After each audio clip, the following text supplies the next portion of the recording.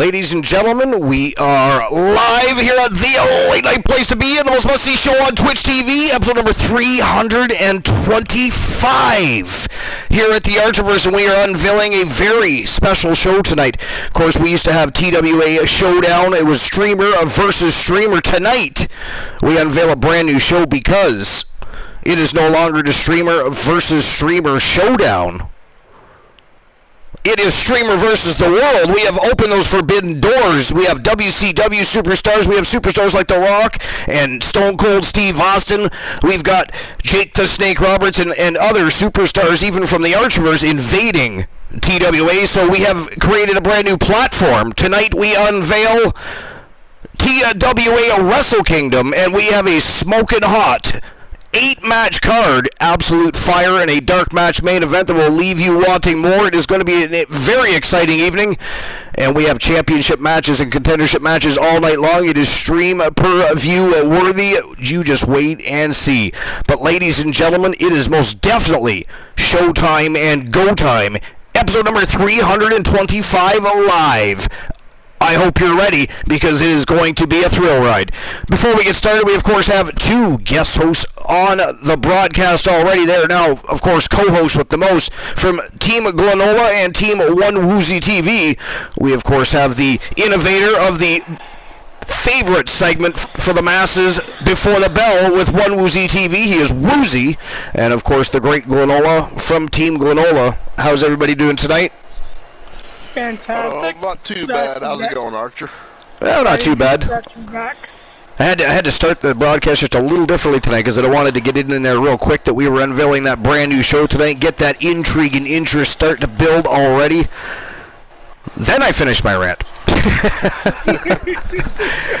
But what's new and exciting? What's been going on, Woozy? I know you've been spending a lot of extra time with the Fam Jam. How did it was about 2 weeks, I guess, you got to spend with your dad, a little extra time, wasn't it? It was, yeah. Yeah, how'd that go? Fantastic.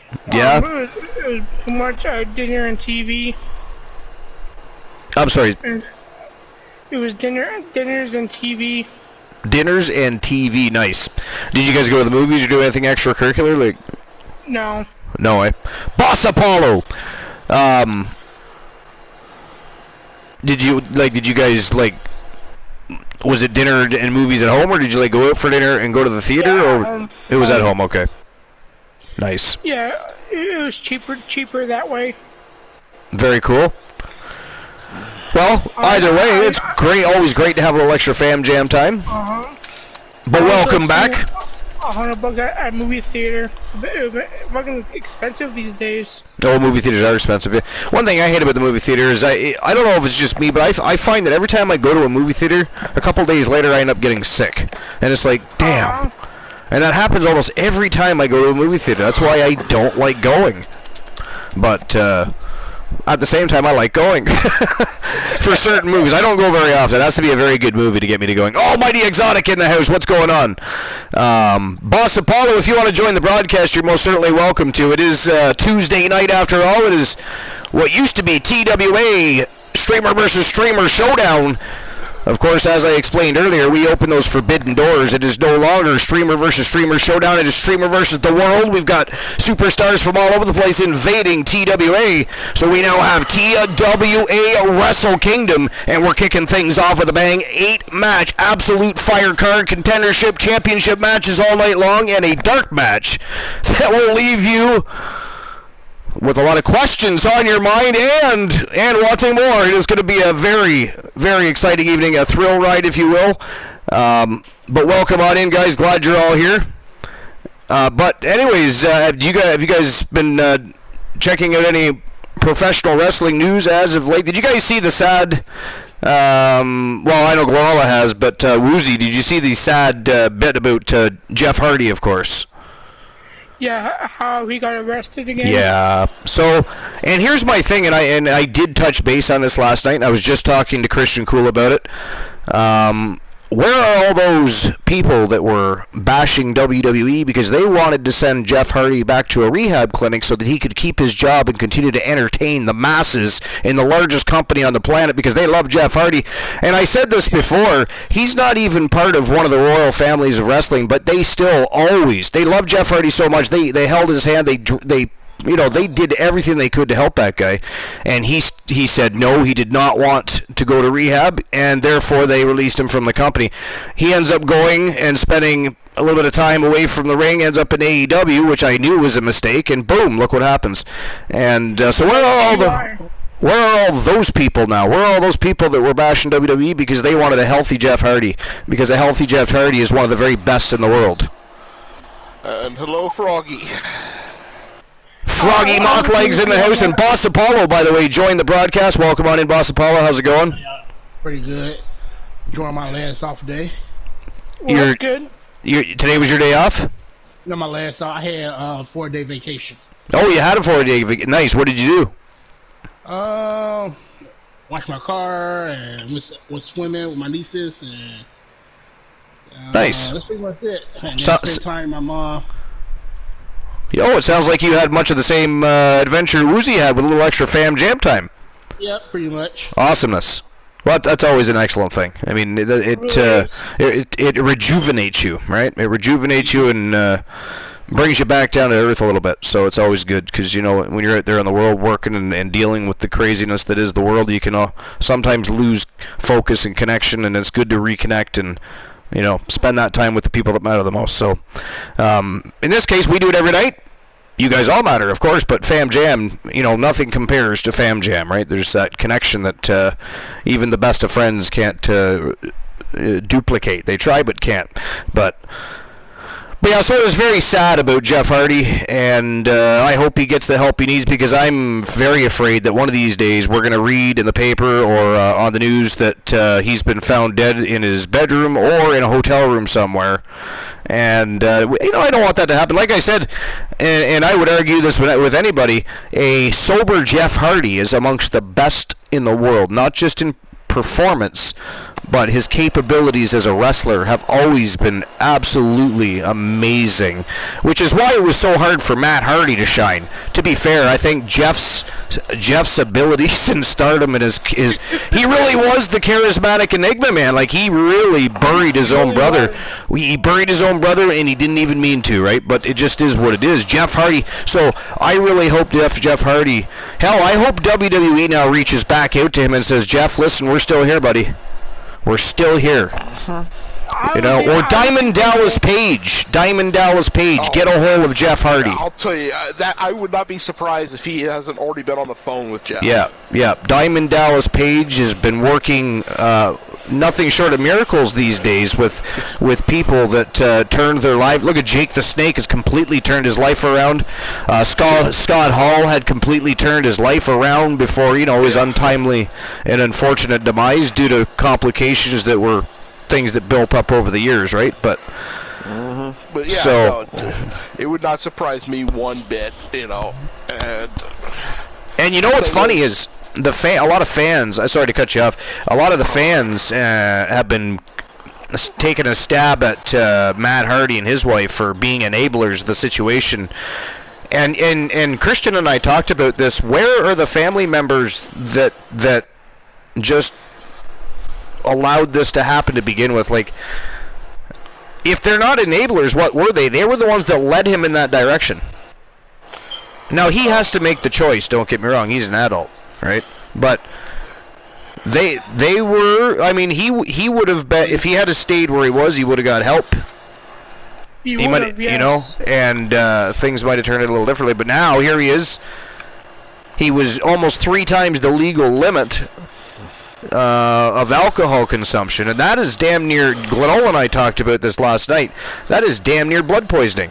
That is alcohol poisoning. A normal person would have been hospitalized for days over that.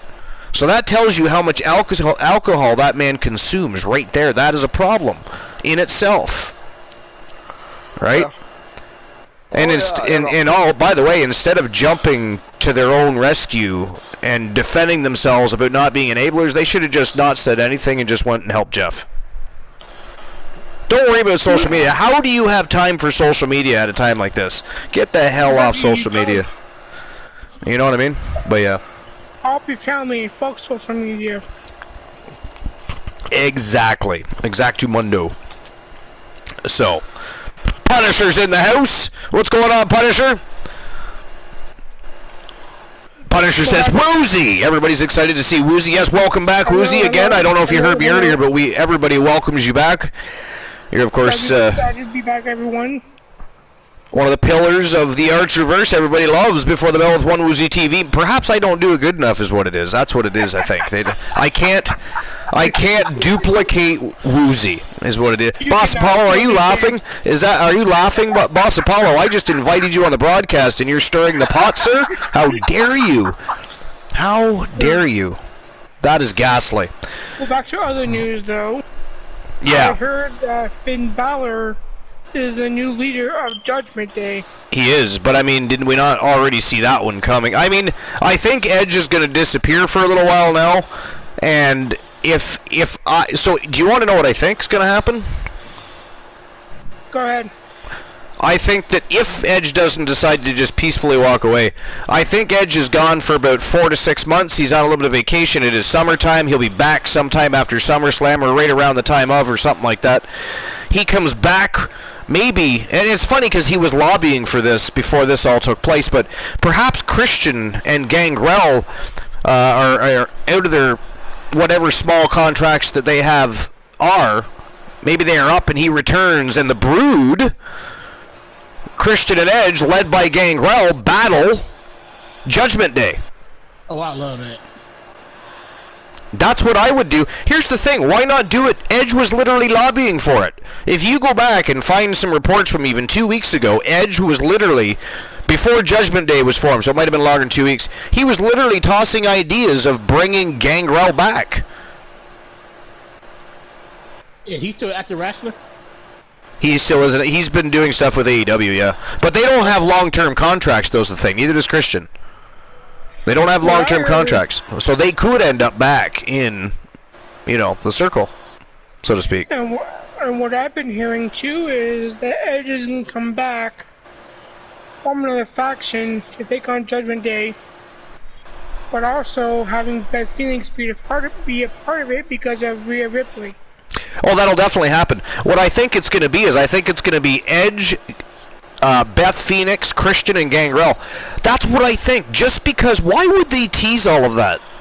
Why would Edge even talk about it in media if it wasn't something that was at least on the table?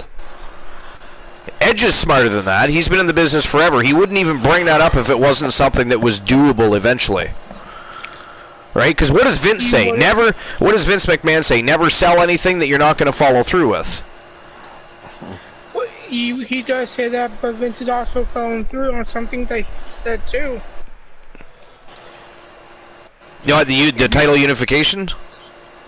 Yeah. Yeah. Well, that's because he didn't expect the response he got from him, and then he knew he had to follow through with it. So technically, he did follow through with it. He just didn't really mean for that to happen. So is it? I'm sorry. Go ahead. I'm bad. No, go ahead. So is it true about Roman Reigns taking time off to go to Hollywood? Well, eventually, yeah, he is going to shoot a movie. Okay. That's when I assume he'll lose at least the WWE Championship, and he'll keep the Universal Championship. Because there's no reason to take the Universal Championship off of him, first of all. The WWE title, though, needs to come off, so there's at least that to circulate. Just have him screwed. Gives a reason for him to fight for a unification again later or something. The reason they unified them was, originally what was supposed to happen was Roman Reigns was supposed to be going back and forth on the shows more often, and that just never happened. And now it's getting closer for him to go shoot that movie. So they are going to have to take one title off of him. How they do that, I don't know, but there's several ways they can do that. Several ways. There is. Yep.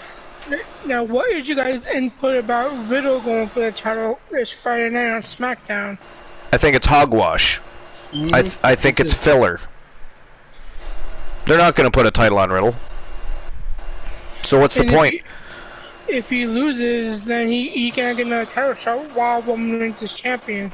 And would he anyways? He wouldn't, but right. the fact that that's my problem with it. He's getting the push. No, the only good thing is we're gonna see a good wrestling match. But we all know damn well the Usos and him are going to get involved at some point in the match. Yeah. It's without a question that's going to happen.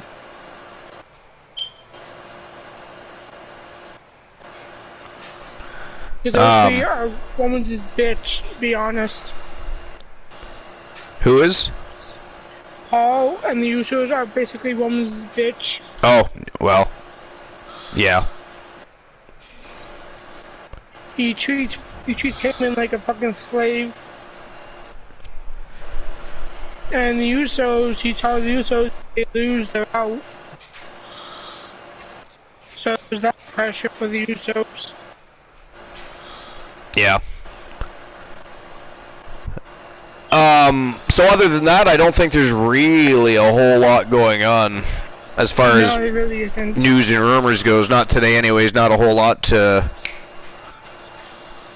Not a whole lot going down.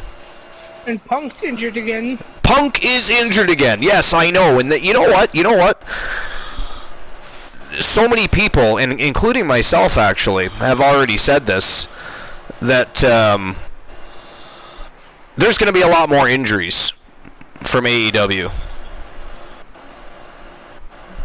Because their style is just too chaotic at all times. It really is. Agree? Like, what do you think, Alon? Well, I really don't know. I've said it many a time. I don't really watch the modern corporate crap. I watch what I consider to be the best wrestling promotion out there that I get a chance to watch. That's the Archerverse. Well, I mean, I'll be honest. I used to watch a lot more AEW, but I mean, after the last, yeah, well, they just don't give me a reason to invest. I never watched it, to tell you the truth. I never watched that one single episode. Yeah, I watch it here and there.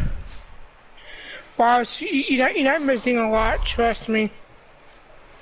Like, I might catch the highlights and stuff like that, but other than that, like to me, I just the storylines are terrible.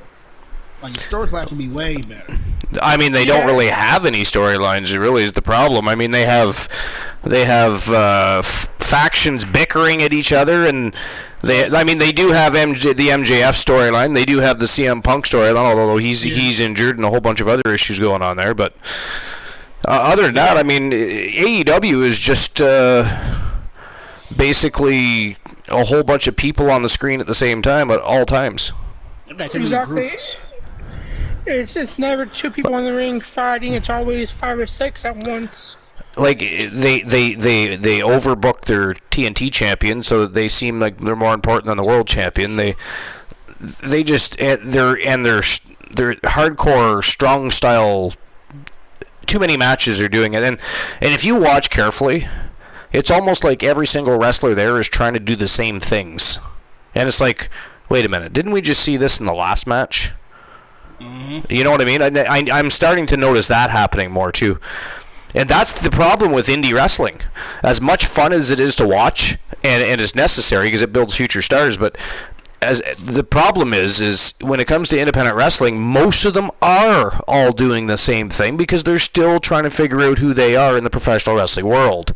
So they're learning things from people they are working with, and they are learning things from favorite wrestlers they've had. They're putting it all together, and they're trying to do certain things, but then the next person is doing the exact same thing. And at the end of the day, they all are trying to do the same things. You know what I mean? I do, yes. I would agree with you on that.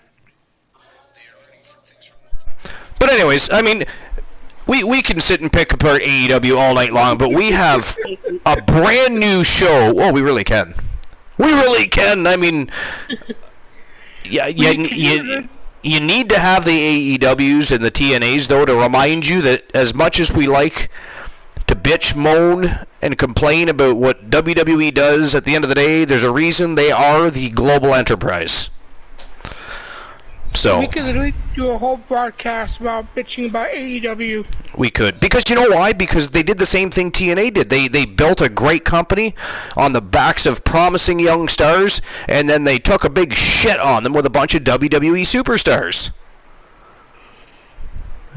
I said that was going to happen. Everybody's like, no, Tony Khan won't do that. I'm like, yeah, okay, so you're telling me if John Cena gives him a phone call, says, well, I don't want to go back to Vinnie Mac. You want to run some shows together? He's going to say no? Go, shut up.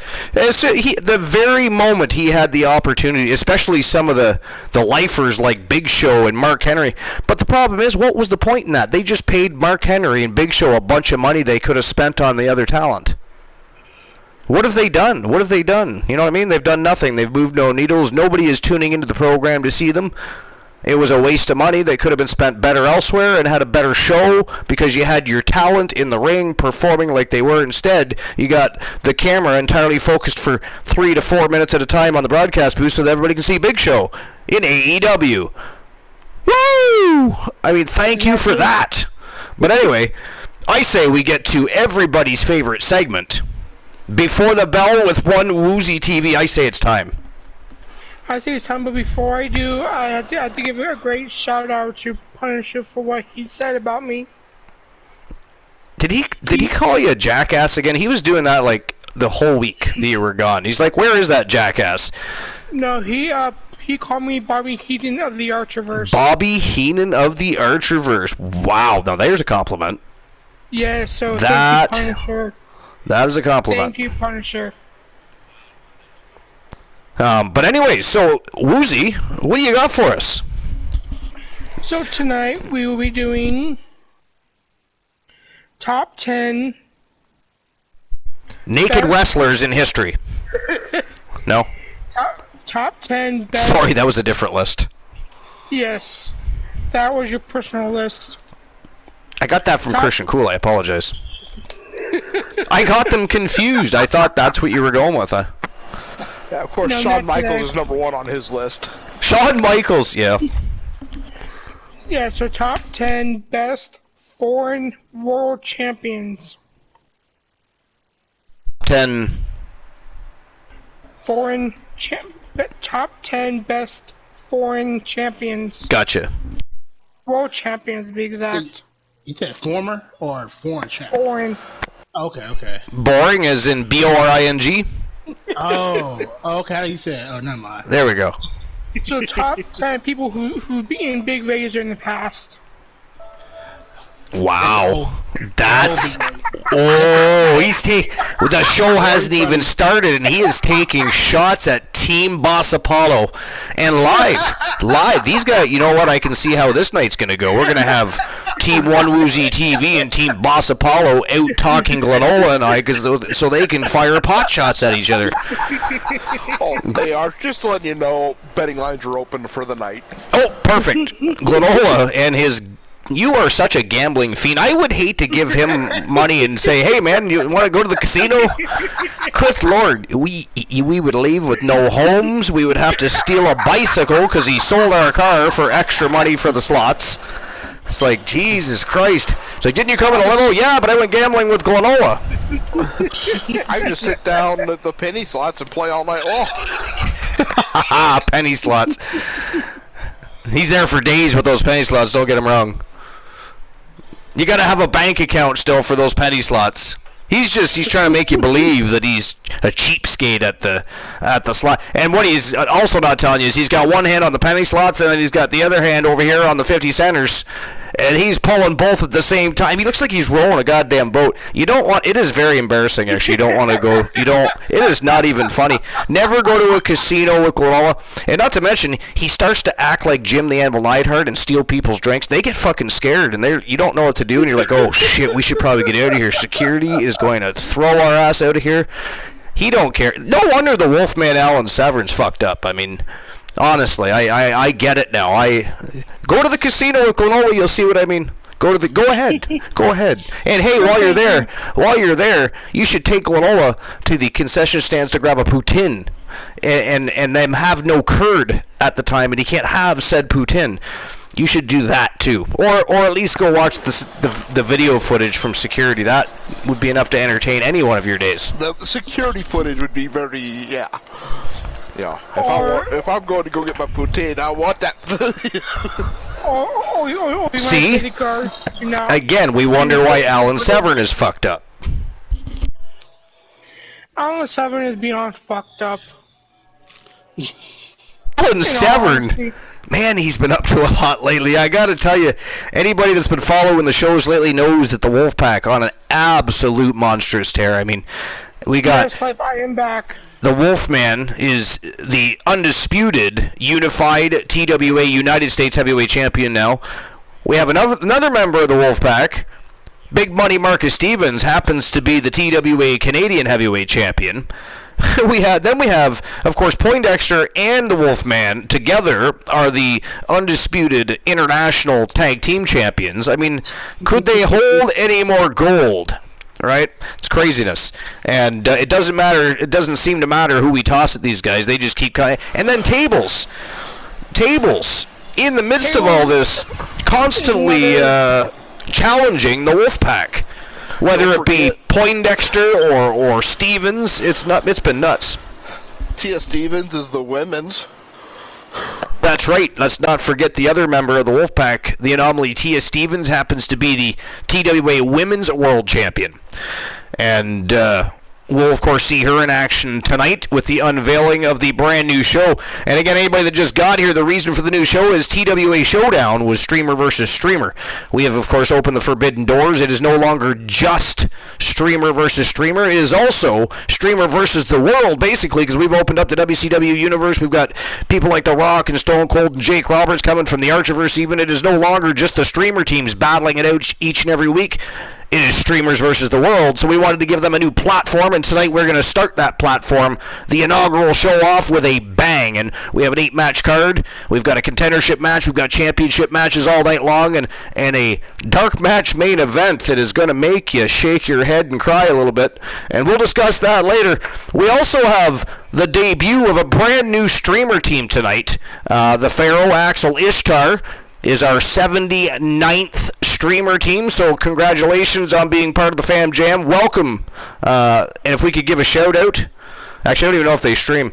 Give them a shout out anyways. I believe it's Axel Ishtar. It could be the Pharaoh. I don't know. Pick one. Do both if you like. I don't care. But we also have the debut of a new. Oh, by the way, and his wrestler. His wrestlers. He is a pharaoh from days gone by. A man that is claiming to be the Pharaoh of Egypt, but his name is the Phantom King, Aliyah Salas, and it's going to be a very interesting night as he debuts for Team the Pharaoh, Axel Ishtar. And then we also have the debut of another wrestler from Team Kraken Skulls, and this one came right out of left field. I have not even found video footage of this gentleman being in the wrestling ring, but, alas, being inked to a contract, the Nightmare, Joseph Damien's new tag team partner, the Little Nightmare, Joey Damien. The Little Nightmare, Joey Damien. So we have now Joseph Damien and a little Joey Damien. And first of all, the first thing that comes to mind when I hear little Joey Damien is I'm thinking R-Truth and little Jimmy. I hope it's not one of those situations, because I mean, we already thought that Kraken Skulls and the Nightmare Joseph Damien was a little wacko, but if he starts pulling that kind of crap, I mean, we're just gonna have to maybe think about putting him into retirement. I think that's a little too much.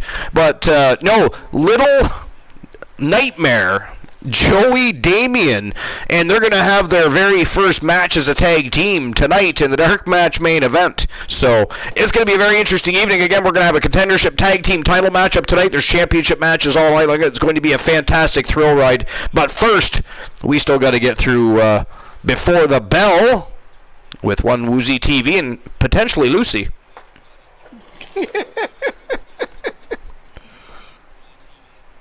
So it was the top 10 most boring world champions, right? No, foreign champions. Oh, foreign.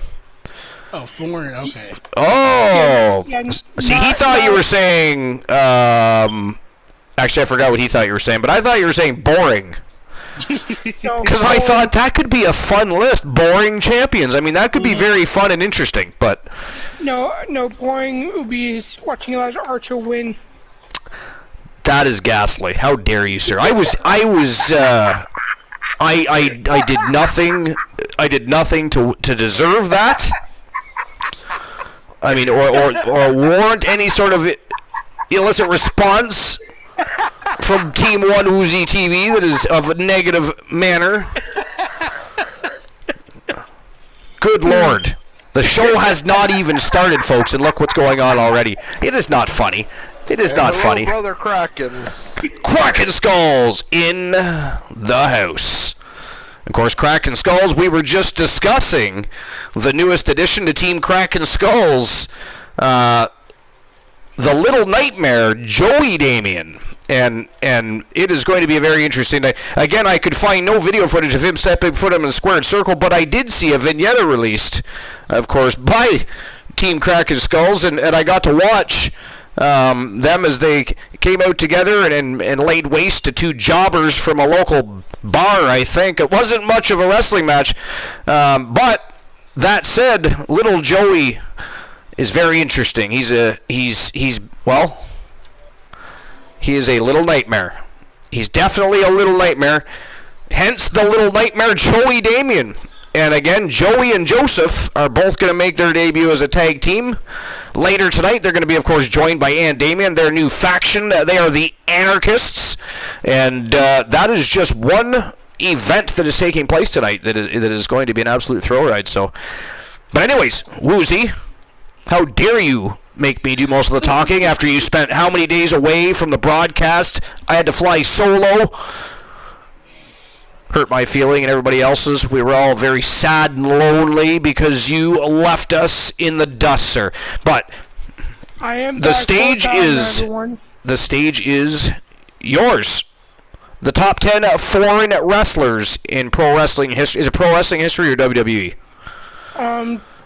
Top 10 foreign world champions ranked.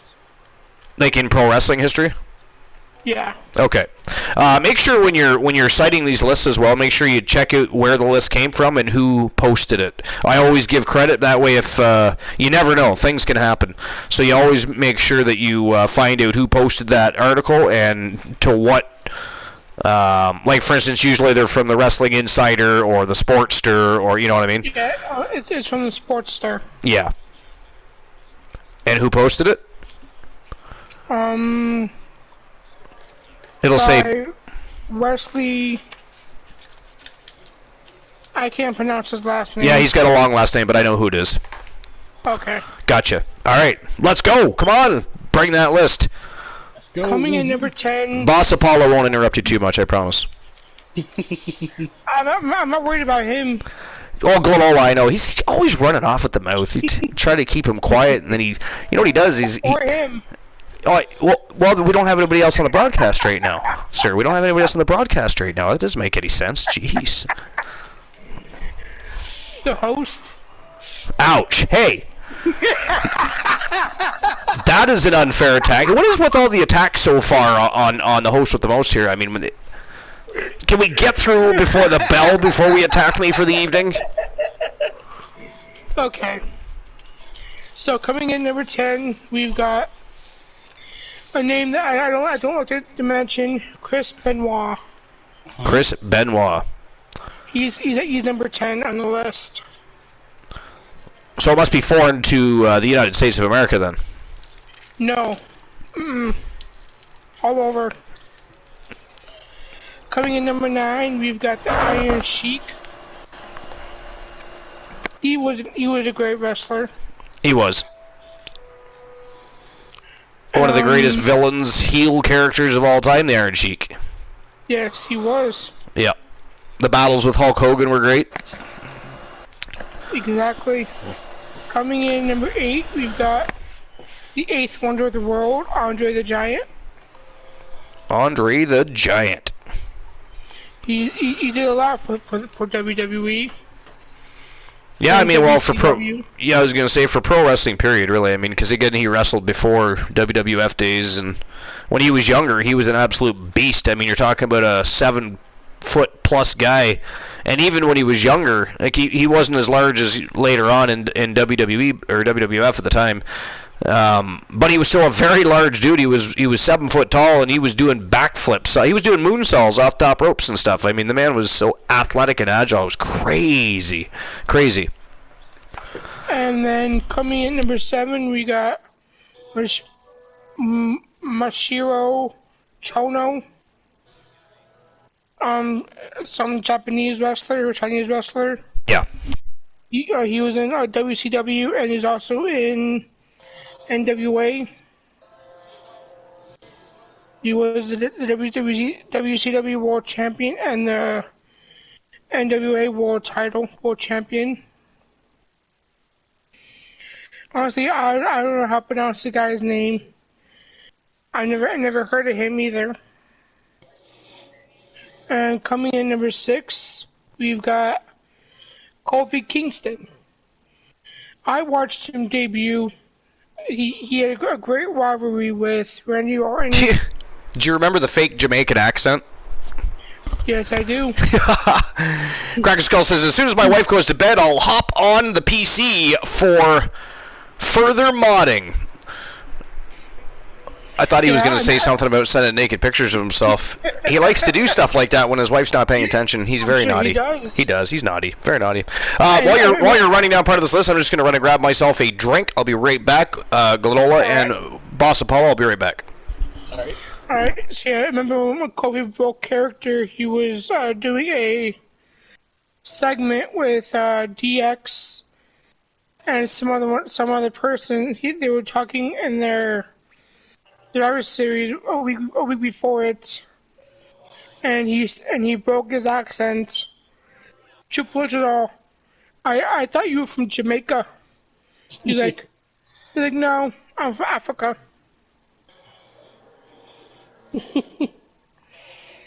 Coming in number 5, we've got the rated R superstar Edge.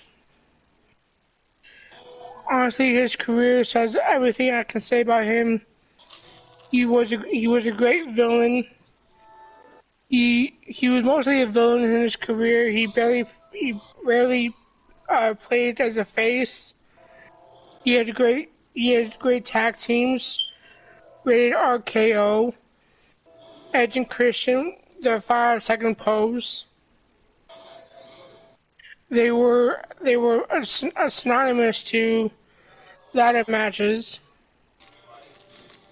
I would say Christian and Edge were one of the founders of the TLC matches, along with the Dudleys and the Hardys. So yeah, they have brought in some of the greatest matches you could ever see today. I agree. And coming in number 4, we've got Trish Stratus. She is either 6 or 7-time women's champion. She has done it all in the women's division. She has been the best. She has fought the best. And I would say she was one of the best in her era. She beat the likes of Mickie James, Lita, Molly Holly. Never returned. The list of this can go on and on who she's beaten. I don't want to say anymore. Who's this? And Trish Stratus. Trish Stratus, yeah. And yes, and welcome back, Archer. And coming in number 3, we've got Chris Jericho. Y2J. Yes, the first ever undisputed champion. Arguably. And I say Yes. arguably because the Ultimate Warrior unified the Intercontinental and the World Heavyweight Championship at one point. Now, they did make him give one of them up, but he still unified those titles. I would agree. Yes, yeah. I think he won those 2 titles in one night, didn't he? Yeah, it was the Intercontinental and the Heavyweight Championship. The winner takes all. Okay, and then also coming in number 2, we've got Bruno Sammartino. He's one of the longest reigning champions in history, if not the longest. Yes, he is the longest. Yeah. I remember that list. Yeah. And coming in number 1, we've got the best there is, the best there was, the best there will be, Bret the Hitman Hart. Bret the Hitman Hart. Yep. Which, I mean, I won't argue that one. No, I can't. No. Nope. Very, very solid list. That was a solid Yes. list, actually. And the ones you missed, I will tell you right now, it was Edge, Edge and Kofi. Yeah, I caught Edge and Kofi. So Edge is the only one you missed then. Okay. Excellent. Yeah, no, it sounded like a solid list to me. I mean, that was a great list. So the top 10 foreign world champions in pro wrestling history is what Woozy was running down there. So. Yes, so that concludes Before the Bell with Farming TV. And back to you, Archer. So, wow, a list that we didn't sit and pick apart the entire time, Glenola. That doesn't happen often. I mean, it does happen, but not very often. That was, you know... Life is great in the house. I don't know how long Life is Great's been here, but I thought I'd better acknowledge... Yo, JT, what's going on, my friend? Welcome to episode number 325 live. It's new and exciting. What's going on? We're just about to get the show underway. You just missed, unless you've been here for a while lurking, you just missed Before the Bell with One Woozy TV. Woozy is back in the hot seat. And, of course, Boss Apollo is on the broadcast, as is the great Glenola. We're just about to get the show on the go. This is a brand new show. Again, I'll just recap again. TWA Showdown was a show, streamer versus streamer showdown, and now we've opened those forbidden doors, and we've got WCW Universe Superstars, the Archerverse Superstars like Jake Roberts, The Rock, Stone Cold Steve Austin, and you name it. They are all challenging the streamers, so we're giving them a brand new platform. This is a brand new show. It is the Archerverse Wrestling Alliance, TWA Wrestle Kingdom, and this is the very first show, the inaugural episode of the show, and it is going to be an absolutely fire card. 8 matches. We have a tag team contendership match, we have championship matches all night long, and we have a dark match main event that is going to leave you not just scratching your heads, but wanting more. It is going to be an absolutely exciting and electric evening. Glenola, Boss Apollo, and Woozy, are you ready to get the show on the go? I am ready. I'm always ready. Let's go. Break time notice issued early by One Woozy TV. Thank you very much, Woozy. I will take that if at the point that I need to do so. Like, you know, beverage time is always a great time. Beverage time is a good time. So. Yeah. And to everybody in the chat, just letting you know, do not redeem any betting lines. They are already redeemed for the night. Yes, the great Glenola has already opened the betting lines right through to the championship rounds, and I believe the dark match main event as well. So yes, we are golden as far as that goes. All right, well, ladies and gentlemen, it's time to get the show on the go. People are here for a reason. It is because we are the very best in fantasy wrestling excellence, bar none, period. It is time for TWA Wrestle Kingdom, the inaugural episode. Let's go.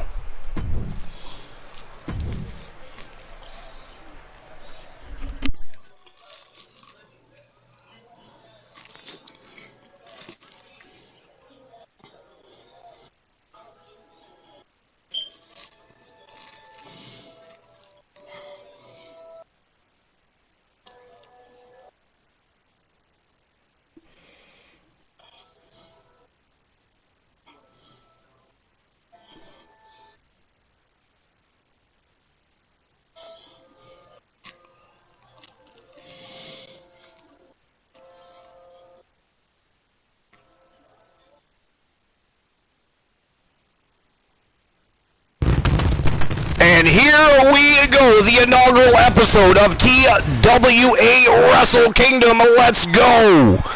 A smoking hot 8-match card, tag team contendership, championship matches all night long. It is going to be smoking hot. Woozy, what do you think of the new show, the new arena? Looks amazing, and welcome in Cracking Skulls. And of course, the new show taking place in a stadium this time, as opposed to an arena. Cracking Skulls, by the way. Welcome to the episode. Welcome to the broadcast. Episode number 325 live, baby. And we were. Can you guys hear me? You're a little low, but we can hear you pretty clear, though. We can hear you pretty clear. Okay, how about now? So we were just discussing. We have, of course, a brand new streamer team debuting tonight. Streamer team number 79. The Pharaoh, Axel Ishtar, and his client is his superstar. The Phantom King, Ali Salas, will be debuting tonight. We also have the debut of a new wrestler from Team Cracking Skulls. And this one, the Little Nightmare, Joey Damien. And again, I couldn't find any footage of him wrestling on the independent scene, but I did find a vignette that was issued to management by Team Cracking Skulls, and I got to watch them coming into the ring and laying waste to a couple of jobbers. It was very interesting, and again, the Dark Match main event is going to leave you wanting more, and it might even make you scratch your head just a little bit. But it is going to be a lot of fun. It is going to be a great night, and we're going to start things off right now with a 5-Vixen matchup for the Trish Stratus Heritage Championship. And look at the star-studded cast for this matchup. We have Chyna, arguably, if you ask J.R. Jack, he's of course the 9th wonder of the world. Self-proclaimed Chyna, always known as the 9th wonder of the world, taking on from Team Dogface, Claire Lay. We have Amber Extreme from Team Joe Link. And we have, of course, another member of Team Joe Link, used to be one half of the Mixed Match Challenge World Tag Team Champions, Alexa Bliss, and of course the reigning, defending, undisputed Trish Stratus Heritage Champion. The 5 Faces of Fear, Devious, Angel, Terror, and this is going to be an absolute slobberknocker. But I do have to open the betting lines before we get started here. Just give me a moment, because again, Glenola has opened up the betting lines all the way through to the Dark Match main event. So let's get the betting line open right now. Right now. Right now. Right now. So who walks out the Trish Stratus Heritage Champion?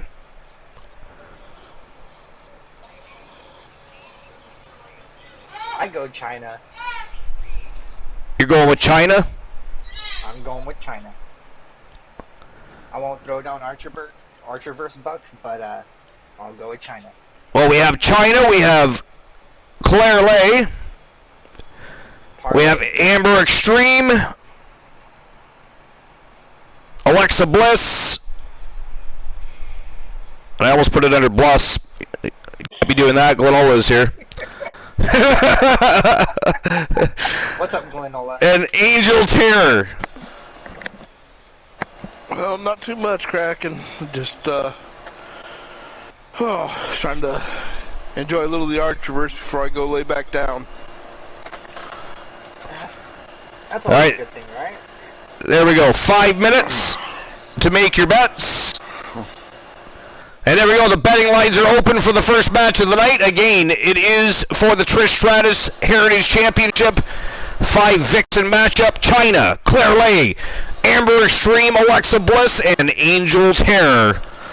It is time to get the show on the go. It is showtime and go time, and let's go. I'm going for Terror. They were going for it too. It's hard not to side with Terror. I mean, look what she's done, both with back when the Queen of the Archerverse Championship division was still in circulation. She dominated that. She's been the WCW Women's Champion. She's been the TWA Women's World Champion. I mean, it is hard not to look at the accomplishments of Devious Angel Terror and think, yep, she might pull this off and retain her title tonight. The following contest is a fatal 5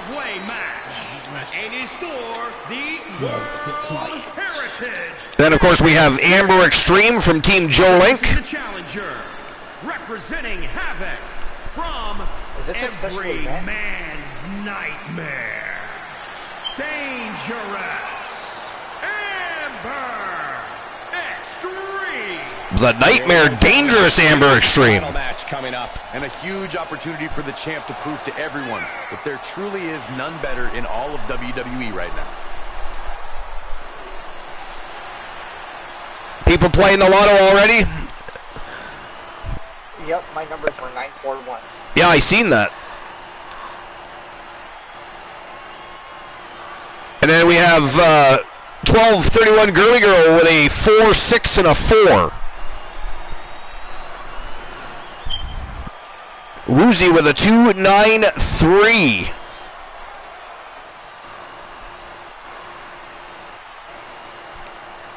Life is Great with a 3, 1, 3. Guys, I guess we can say welcome. And here comes the reigning, defending, undisputed WCW Women's World Champion. She is looking to become a double champion tonight in her quest to, for the very first time, hold the Trish Stratus World Heritage Championship. Alexa actually wants Byron as a guest on Alexa's Playground tonight. Chyna, a former Intercontinental Champion, you know, guys. Guys, actually, I have a dinner date with my mom. She is. Yeah, she beat Jeff Jarrett, Double J. On the arrival of Alexa Bliss. JT with a 3, a 4, and a 7. I mean, I'm kind of wondering, but I don't really want to... And right now, JT is the closest to the number that I've chosen for the evening. And she's also about to turn the ring into her own personal playground.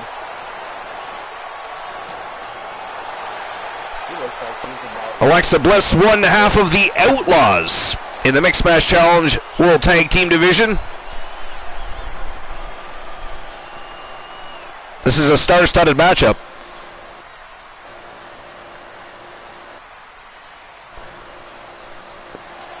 And here she comes from a team of Dogface, Claire Lay. It's a big-time opportunity, Byron, as the title will be on the line here. You're right, Michael, and judging from the response on social media heading into this match, we're likely to see a new champ crowned here tonight. Apparently the B team seems to think Claire Lay is going to pick up the championship tonight, guys. What do you think about that? I mean, don't get me wrong, certainly capable. The challenger is all business. I mean, Claire Lay and Fat Lad Mitchell Vaughn, also new members of the Mixed Match Challenge World Tag Team Division. It'll be interesting to watch their development in that division.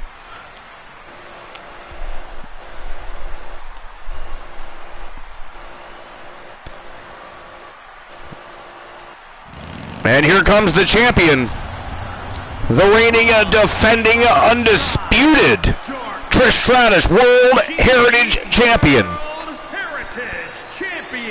The three faces of fear, Devious, Angel, Terror. Of course, the title is on the line in this one, guys. And don't be surprised if history is made here tonight. I know the champ has looked good as of late, but I'd say the opposition has looked just as good, if not better. Easily one of the most dominant women's champion in history. Of course, nobody really compares to that of the Viking Rose Brewer as far as domination goes as a superstar. But if anybody came close, I guess it would probably at this point be Angel Terror, I would think.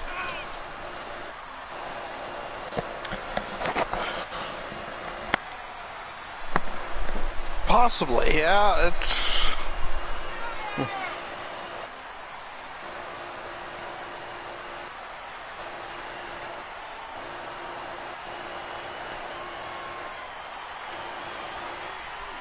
The reigning defending champion making her way into the squared circle. She is determined to stay atop the division. We'll see if she can do just that. Definitely one of the most feared women's superstars in the business.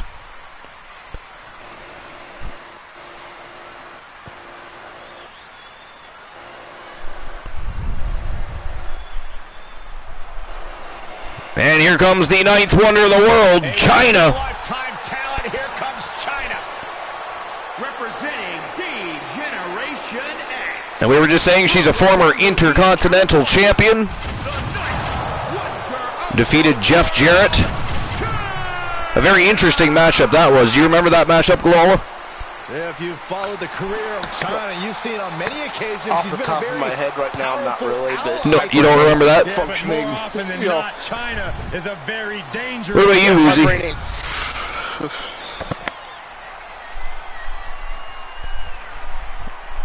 Oh, apparently we lost Woozy. No, I'm back. I use the bathroom. And women's championships in WWE. I was just wondering, do you remember when China, or have you seen when China became the Intercontinental Champion, beating Jeff Jarrett? I did, yes. Yeah. Very interesting match. It really was. She was the first woman to wrestle a man. Yep, and then beat him for the Intercontinental title. Talent alike.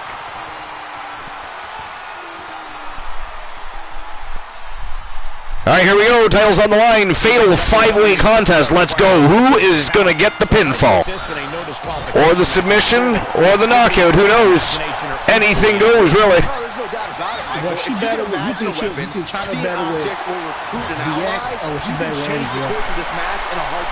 If you can dream it, you can do it. So we'll see who. JT says, I love Jarrett's rivalry with Kurt Angle.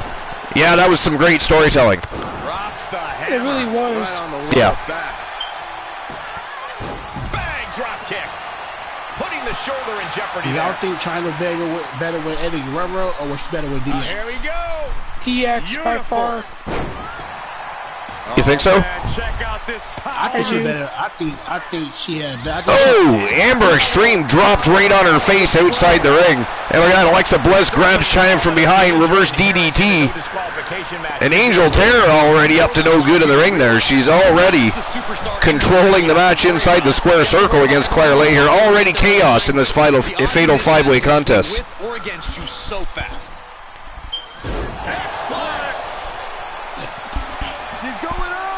With this China again bench pressing. Amber Extreme above her head and just drops her face first. I thought Trish was going to grab China again, but she decided to go after Amber Extreme this time. Amber Extreme not having a very good go right now, taking on China and Alexa Bliss at the same time. That is likely not on the top of anybody's to-do list for the evening.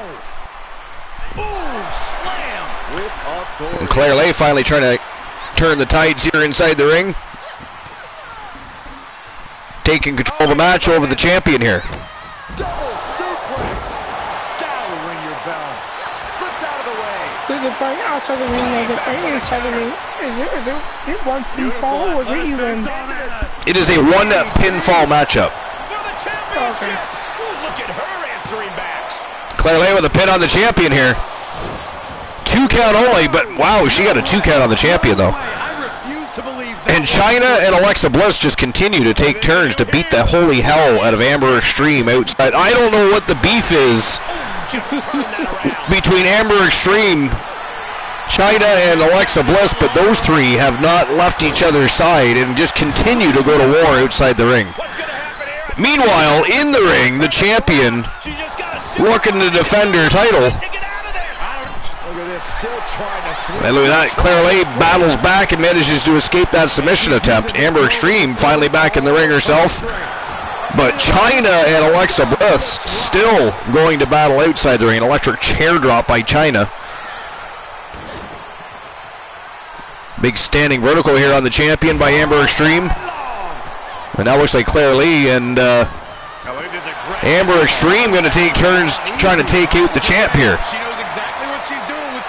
China with a single leg camel clutch on Alexa Bliss. Good Lord. Woozy, what do you think so far? Excellent match. Boss? Pretty good so far. I mean, kind of chaotic, isn't it? But I mean... Yes, chaotic is... And look at this, Amber Extreme and Claire Lay just traded spots. Now she's outside the ring with China and Alexa Bliss. Except for Bliss is, you know, well, indisposed at the moment. Barely getting back to one knee here. Oh, China just ate the barricade. The Archerverse. chaos everywhere. Chaos everywhere. Sometimes even on the broadcast booth, especially when it's, Boss and Woozy going back and forth trading pot shots. Not just in the chat room does that happen anymore. Usually it's... Go ahead. See, what was funny was this boss thinks he can beat me, but every time we fought, I beat him. So that's like... Wait, hang on. Let me finish I mean... before you interrupt me. To be fair, he did actually... Thomas Graves did beat Demon Razor. She returns the favor there. So... But I mean, that's the past. This is now. Anything can happen. And by the way, I did beat you before. It wasn't enough. Every dog has their day. It would take more than that to put the champ But away. that tag team, we are part of the same thing. Is there still left to try that maneuver again, or is her confidence? This Amber Extreme here with full control of the matchup in the ring with the champion. Wow, look at this. Devastating submission coming. Wow. Win the fall, but it's going to do a lot of damage. Big power bomb by Amber Extreme, and she has the champion covered up. And here comes Alexa Bliss, though, not even a 1 count. Nice escape. And China and Claire Lay still going at it outside the ring. I feel like China's here just to beat the shit out of people. I don't think she really cares about the Trish Stratus Heritage Championship. I mean, she hasn't even attempted to go after the champion one single time in this matchup. She's just out there waiting for people. She's part of the Lumberjill matchup, and she's the only Jill. Drives her foot into the stomach. Or the only Lumberjill, anyway. Alexa Bliss. Around the neck. The champ is down. There's clearly. Whoa, a choke slam STO to China outside the ring. Alexa Bliss with a pin on the champion. Ho-ho! Holy Jesus! Ladies and gentlemen, the winner of the match, representing the Outlaws from Team Joe Link, and a new Trish Stratus World Heritage Champion. And by the way, she is now a double champion because she is also the reigning defending WCW Women's World Champion, Alexa Bliss. Wow, I see. You know what? I did not see that coming at all. No, at all. First surprise of the evening for me. Yes, Life is great says, give me the monies. Honestly, Michael, there is no way I can think to describe this other than absolute. Yeah, someone's anxious for the payout, Archer. So congratulations to Team Joe Link, and of course Alexa Bliss, who is now a double champion, and for the very first time, the Trish Stratus World Heritage Champion. And I mean, it's been a hot minute since anybody has dethroned or even come close to dethroning Angel Terror. So that's very impressive. Very impressive. It really is. And she did pin the champion too. She did. Absolutely. I was just gonna make mention of that actually. And not only did she dethrone the champion, she beat the champion. 1, 2, 3. It's funny because every time she loses her title, some down in the future, she always ends up winning back. All right, here we go. This one is for the Andre the Giant World Heritage Championship. 8-man elimination style, elimination royale. And look at this match. We have the debut of our new streamer team and client, their superstar, the Phantom King, Aliyah Salas. We have the one, Elijah Archer. We have, of course, Chris Jericho, the Ayatollah of rock and roll, getting involved in a lot of matches, interfering, putting his nose where it doesn't belong. Tonight, he's looking to become the Andre the Giant World Heritage Champion. We have Brock Lesnar, the Beast Incarnate, the Tribal Chief, of course, Roman Reigns. We have the Predator Vader, The Rock, and, of course, the reigning defending champion, Demon Razor from Team Boss Apollo. And of course, the Predator Vader from Team Timbo Slice Gaming. Star-studded cast. We have the debut of a new superstar and a new streamer team. It is going to be a fire matchup. Andre the Giant World Heritage Championship on the line. And I'll, of course, open the betting lines right now. But while I'm doing that, what do you guys think? Look at that, JT's already throwing down. I got Chris Jericho. Well, I got Demon Razor for this match. I got Demon. Yup. Yeah, I know who I got. Wow, did I hear that correctly? Woozy is siding with Demon Razor. Uh-huh. You heard that, Glenola? Yeah. Interesting, isn't it? That's almost as shocking as if he'd gone with Elijah Archer. Oh, you had to go there. You had to go there. Well, you don't think that if Woozy chose Archer, it wouldn't have been surprising? Well, maybe a little. Maybe a little. I've been known to go for Elijah Archer. That's true. He has. He's not lying. But how is that forcing over lately, though?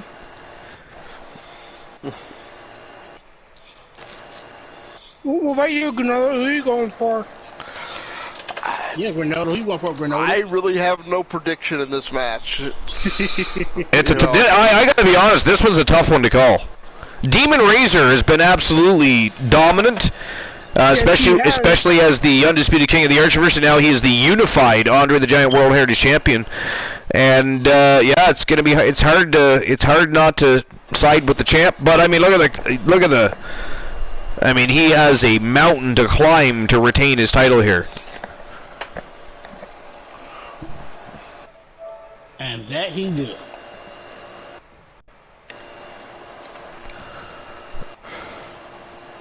All right, so. And I gotta lay back down, so y'all. All right, Glenola, well, thanks for being here. We appreciate you as always. At least you were here for everybody's favorite segment. And it's always awesome to have you here to run down the list, pick it apart, and have a good time. Whether you're here for the show doesn't matter. What matters is you're here spending some time with the Fam Jam, and you are a valued and important member of our community. So we appreciate you being here always, Glenola. Just so you know. Thanks.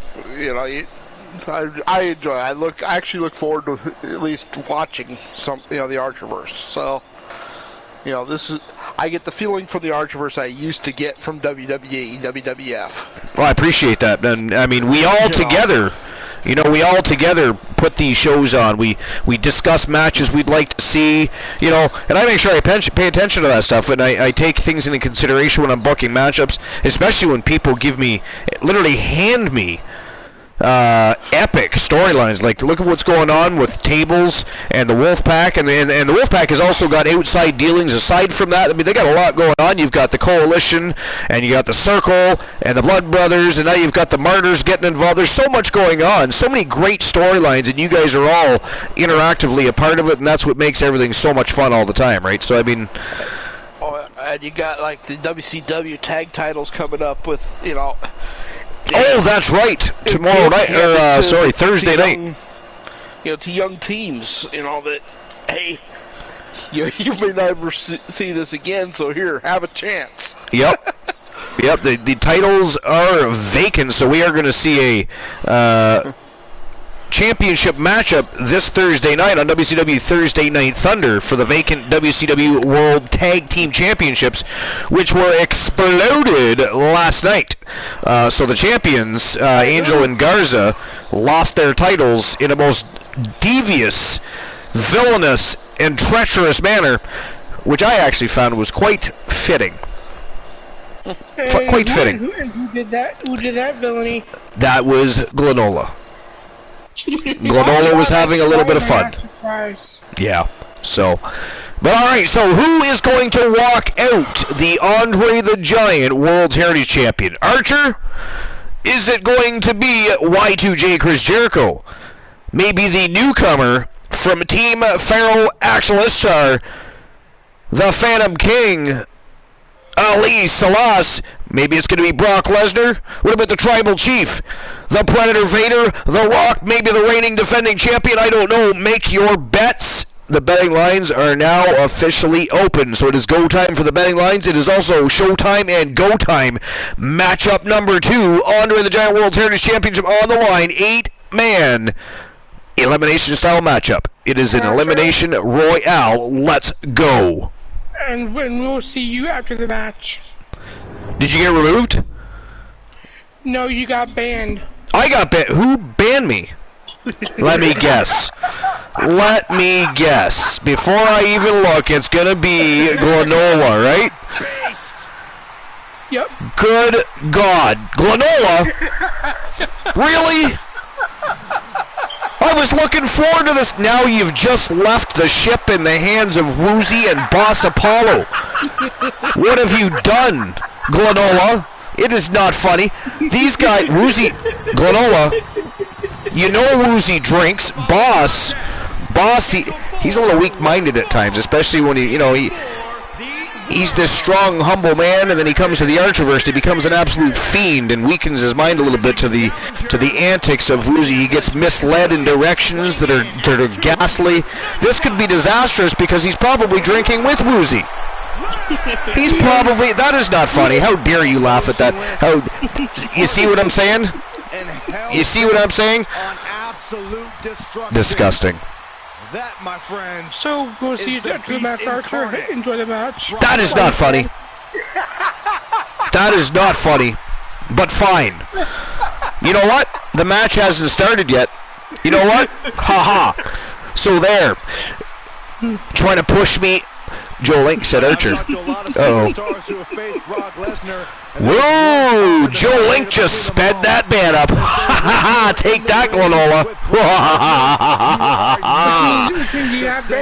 No ban for me. Take that. Finer than Frog's hair is Joe Link. Damn you, Joe Link. JT says, do you remember who was in the main event Mafia? I mean, there were quite a few people in the main event Mafia. Booker T, Scott Hall, Kevin Nash, Hulk Hogan. There were many, eventually. Scott Steiner.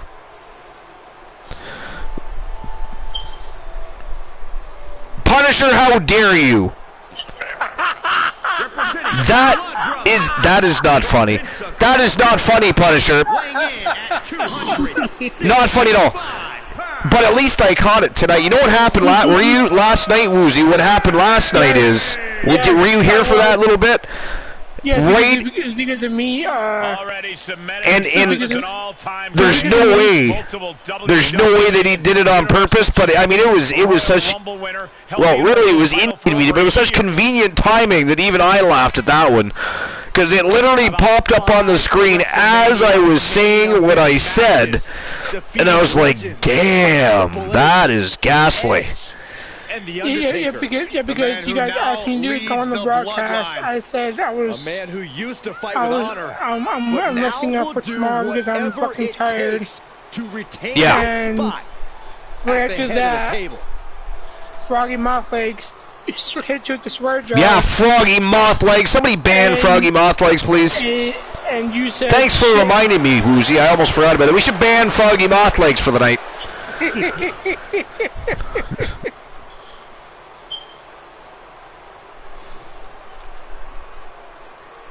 Froggy Mothlegs now pretending that we're not even having that conversation, just going on about TNA. Brought his family in the locker room.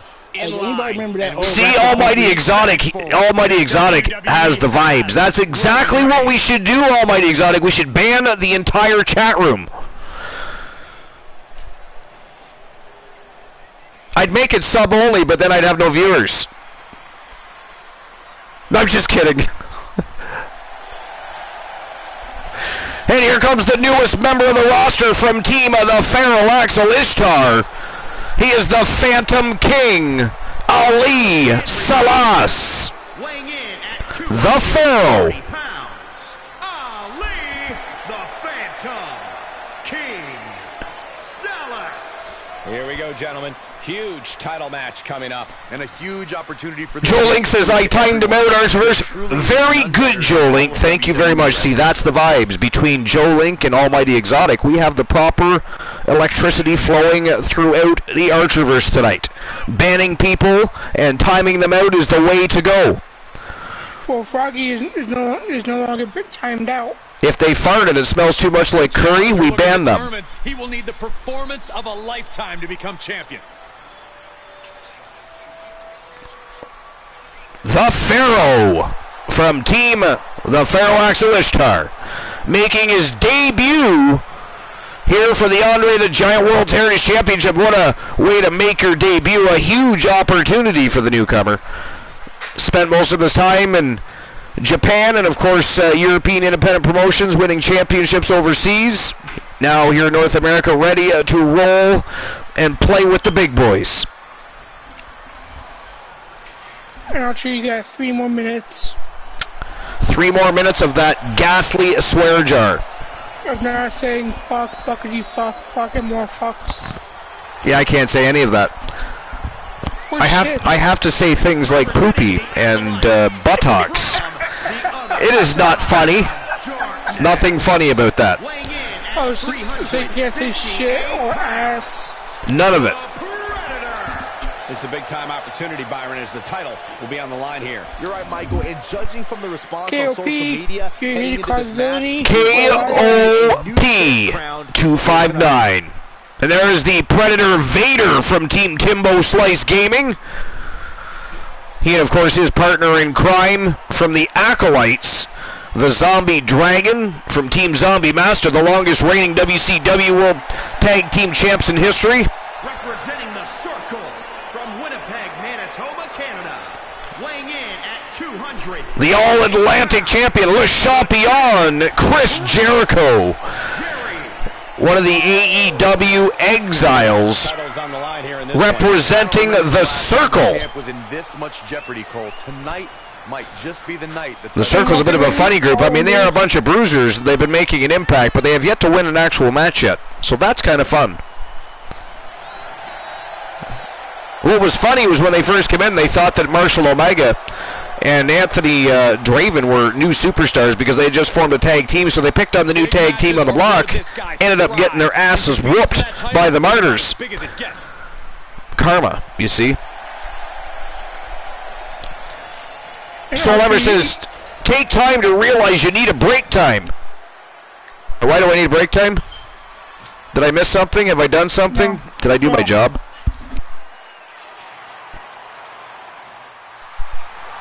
And here comes the People's Champion. No, who's that for? The People's Champion. Rock. An icon like no other.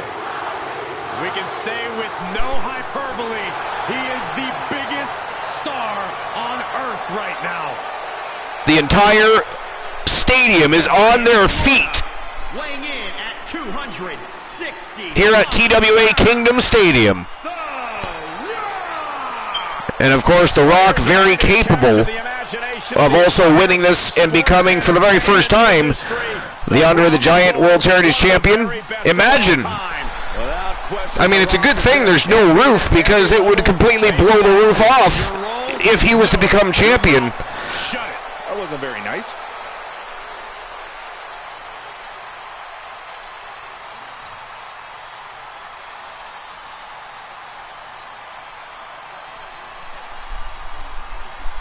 It is just such an incredible moment every time The Rock competes. And so Thomas is being very chatty right now. JT says, Archer, who would win?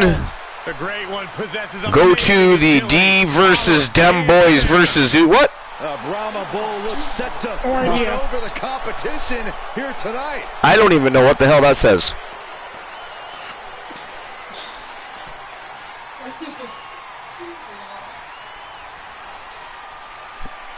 And Soul Embers in the house. What's going on, Soul Embers?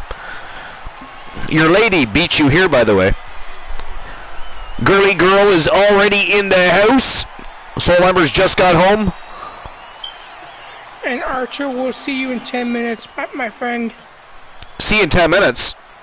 Yeah, you. KOP. KOP. KOP. That is not funny. KOP, we need to have a serious talk about RQ. It is not funny. There is nothing funny. Boss Apollo, do not laugh and entertain the antics. KOP, we need to have a serious conversation about our communication. You're a part of my team. part of the Archerverse team, the coalition team. It is not funny, KOP. That is not funny, KOP. There is nothing funny about that, you what are you, related to Glenola? You want to become the new traitorous, treacherous little bastard of the Archerverse? Is that what we're going for here? How dare you, sir? How dare you? Ghastly. All right, Boss Apollo, Woozy, you guys are flying. Before you leave, when you come back, you got another swear jar for yourself. I have another swear jar? Mentally prepared. This man is ready for this title opportunity. Speed up the band. Oh, Kraken Skulls eliminated the band time, except for it doesn't work for a voice band, Kraken.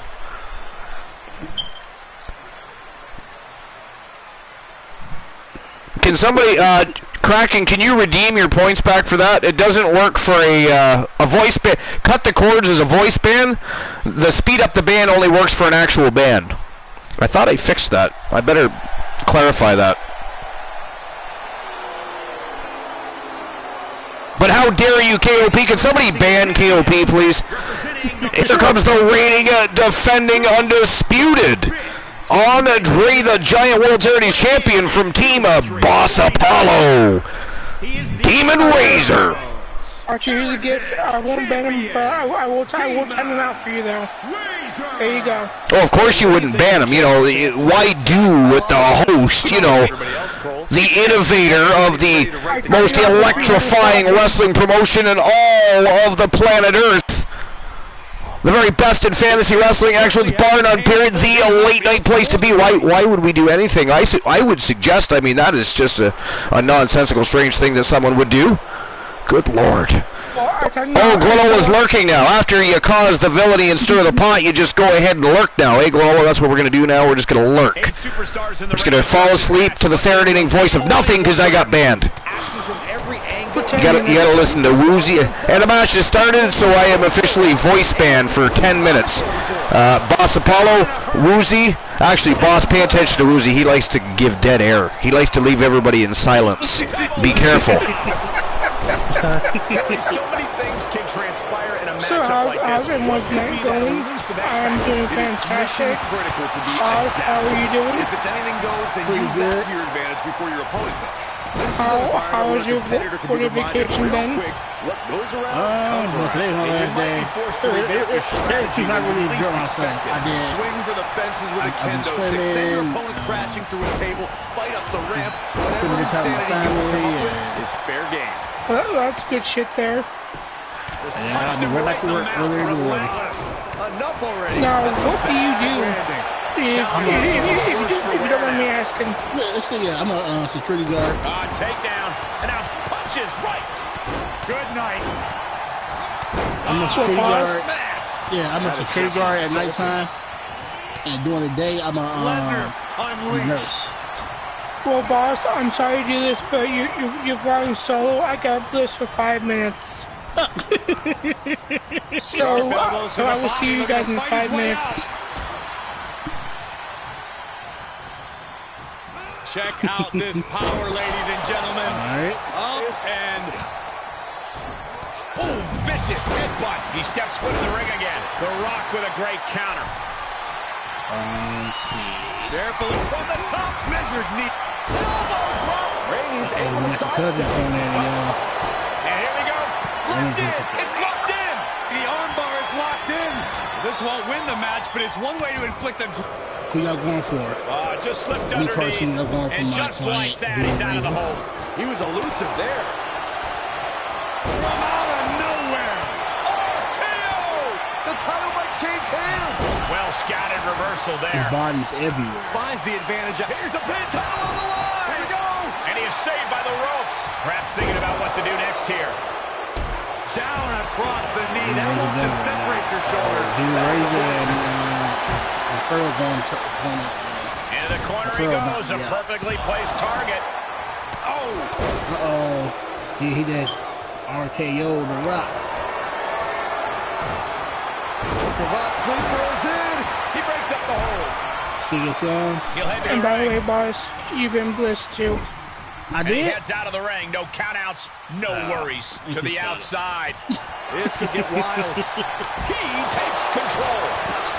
Up and down. What a slam. Yeah, we got for 5 minutes.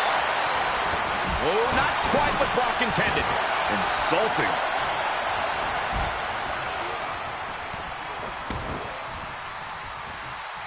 Ooh.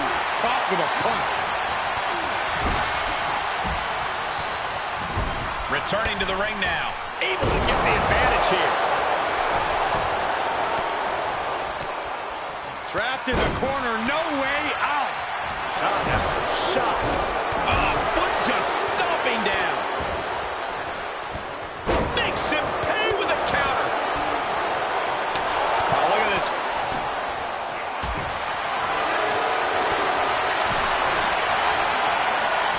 Oh, look at Lesnar. Vicious right forearm. He's in complete control. Opponent has nowhere to... The stretch muffler's in. Couple of kicks will break it. The challenger not looking good right now. Strong kick. My goodness. Elbow drop to the knee. Oh, hold on. Is he thinking of a submission here?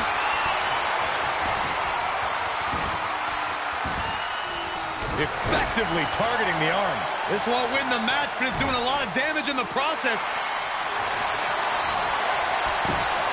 Looking to lock it in. Lapel lock. The lapel lock is in. The title's in jeopardy here. I think tap all you want, but in this case, a surrender does not grant you a reprieve. Yes, we have a new champion.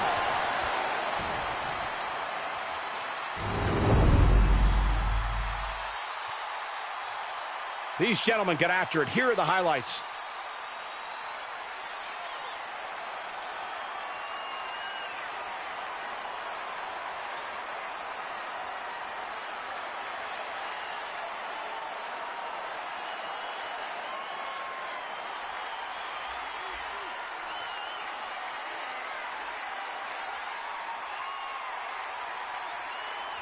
Here is your winner and new World's Heritage Champion, the champ, Chris Jericho.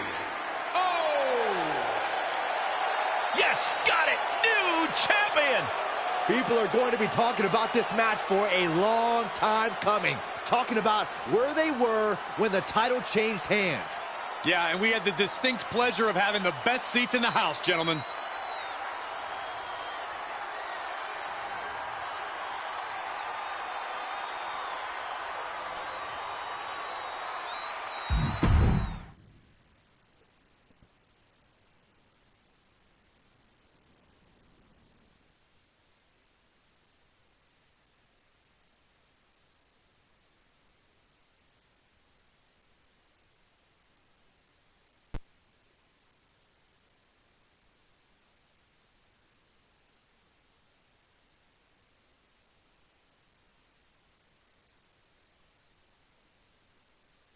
And I have returned from that treacherous 5 minutes of bliss. How dare you, soul embers?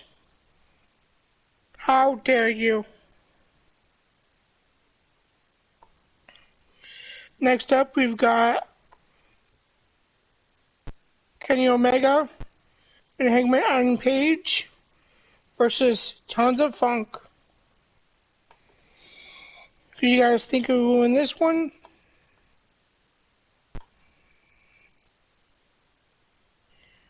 KOP, if I time him out, he'll just turn around and get unbanned.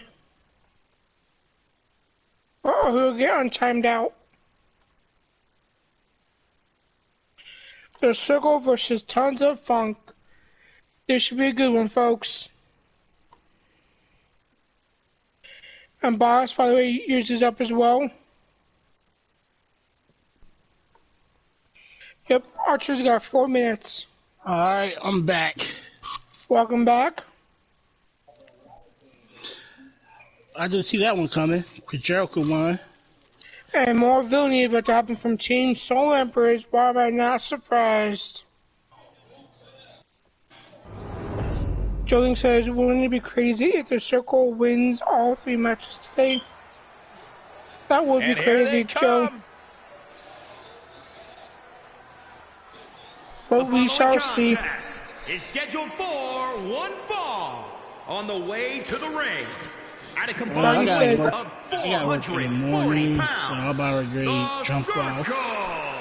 Ever since I took my spot here at the commentary table, I have wanted to call this match. I cannot wait to finally do it.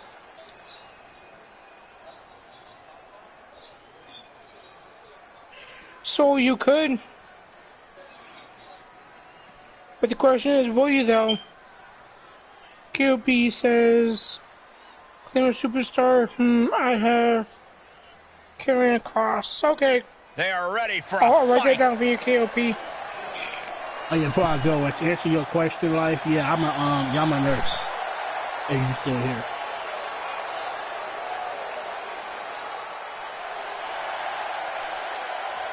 And their opponents. For the Tons of Funk Boys, they are one of the best tag teams in Arthur's history. Take a look at this team, completely on the same page. Such incredible teamwork they've shown. I can't wait to see them compete.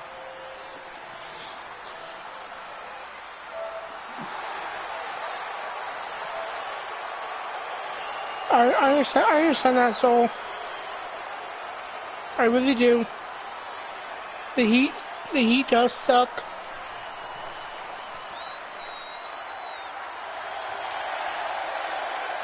And as far as that flows, I was on before with Archer partying. Okay. And Joe thinks it's actually a nice looking title.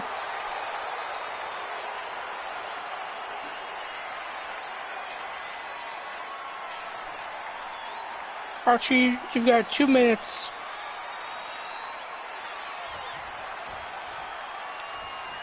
Starting the match, we've got Corey, how important is it for a superstar to use their surroundings to their advantage? It's vital. Since there are no rules, anything can be used as a weapon against your opponent. Anything can be used in an attack when an individual is driven by malice and fueled by rage.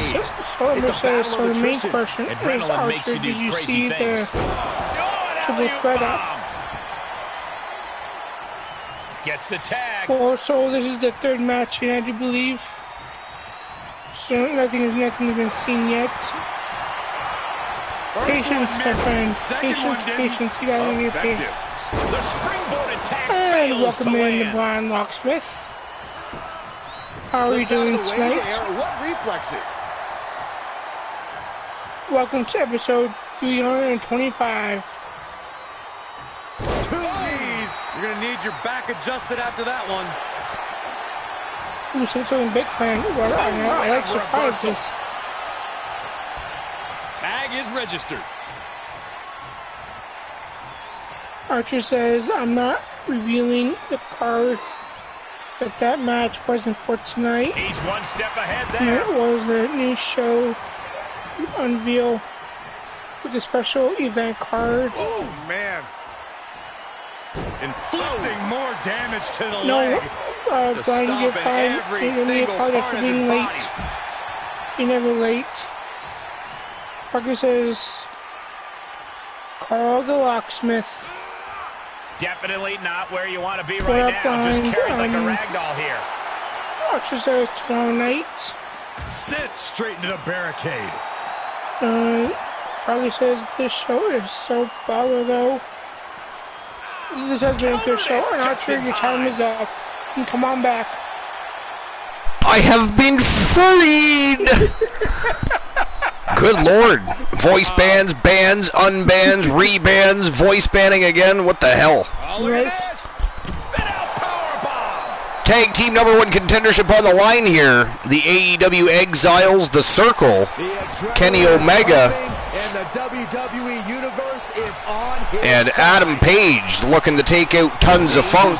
Tons of Funk, one of the most highly decorated factions in Archerverse history. It's all about the dangers of the unknown. You got Team I'm Just Key and 3TVB. Can come from anywhere. Their clients, of course, the villain of the Archerverse, Kareem Key Woods, and the All-American Uptown B. Henry. Tons of Funk they've been successful in both tag team and singles competition. And I did notice that Chris Jericho just wins the Andre the Giant World's Heritage Championship, and he comes back out with the AEW All-Atlantic Championship. What a fiend. Exactly. Didn't even appreciate the new championship that he just won. Just waltzes back out with the AEW All-Atlantic Championship.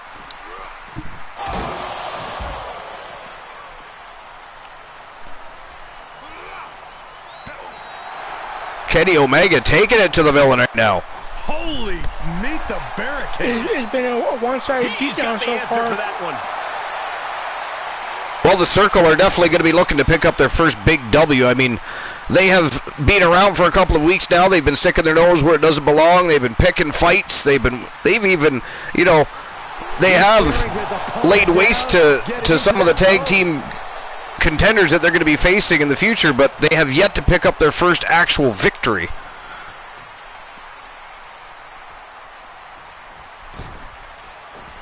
Life is Great said, no, that was Chris Jericho's twin, Chris Jericho. Tough position to be caught in here.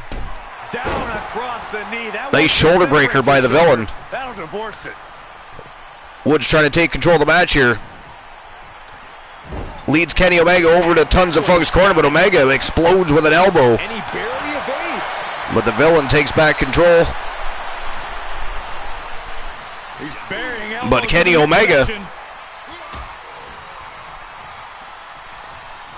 has other plans on his agenda. This has been one hell of a match. Tagged in. So far, definitely a struggle for control. It's at least what I've seen. Yes. I was, of course, getting a beverage at one point, so I didn't see the start of the match, so I don't know exactly what happened there. But when I got back, the Circle was in control.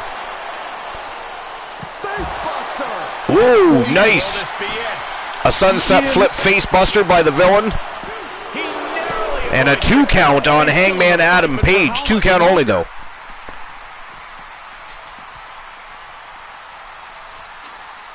And what is he doing? Why is he fighting his opponent right now? What's that? Why isn't he fighting his damn opponent? Instead he's trying to... Oh, jawbreaker by the villain.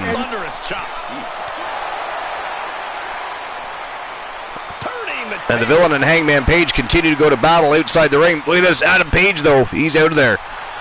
He's had enough of the chaos outside the ring. Back in the squared circle he goes, but the villain goes after Chris Jericho. And a lift-up cutter to the man that's not even in the matchup. And now he's going after MJF. No love loss. No love loss between Tons of Funk and the Circle, I guess, eh? That's gonna hurt. Shockingly, right? Exactly. Extremely shocking. And look as he continues to go after both MJF and Hangman Adam Page, but I think the numbers are going to wear him down here. Oh, yeah. The numbers game are definitely going to bite him in the ass, and it is starting to happen right now. And look at this, Adam Page tearing apart the... Hey, just throwing the monitors all over the floor. No respect at all for the equipment at the commentator's booth, apparently.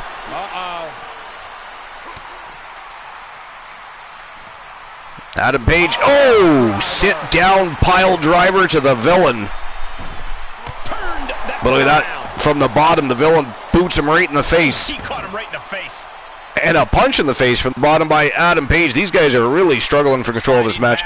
Since I've been back, again, the Circle was in control when I got back, but since then, there's been a real struggle back and forth for anybody to gain any momentum against one another. I would agree with you on that. Perfect drop kick. Tag made, fresh man in. Soul Ember says that'll be a good match. Just mounted with punches. Yeah, when I said tomorrow, at the point in time I said tomorrow, I actually meant tomorrow, even though usually tomorrow means today. So you know me, you should be able to understand that. You should be able to get through the cryptic sentences and phrases. And come on, man. I know you just got home from work, but put your mind on. He turns it around.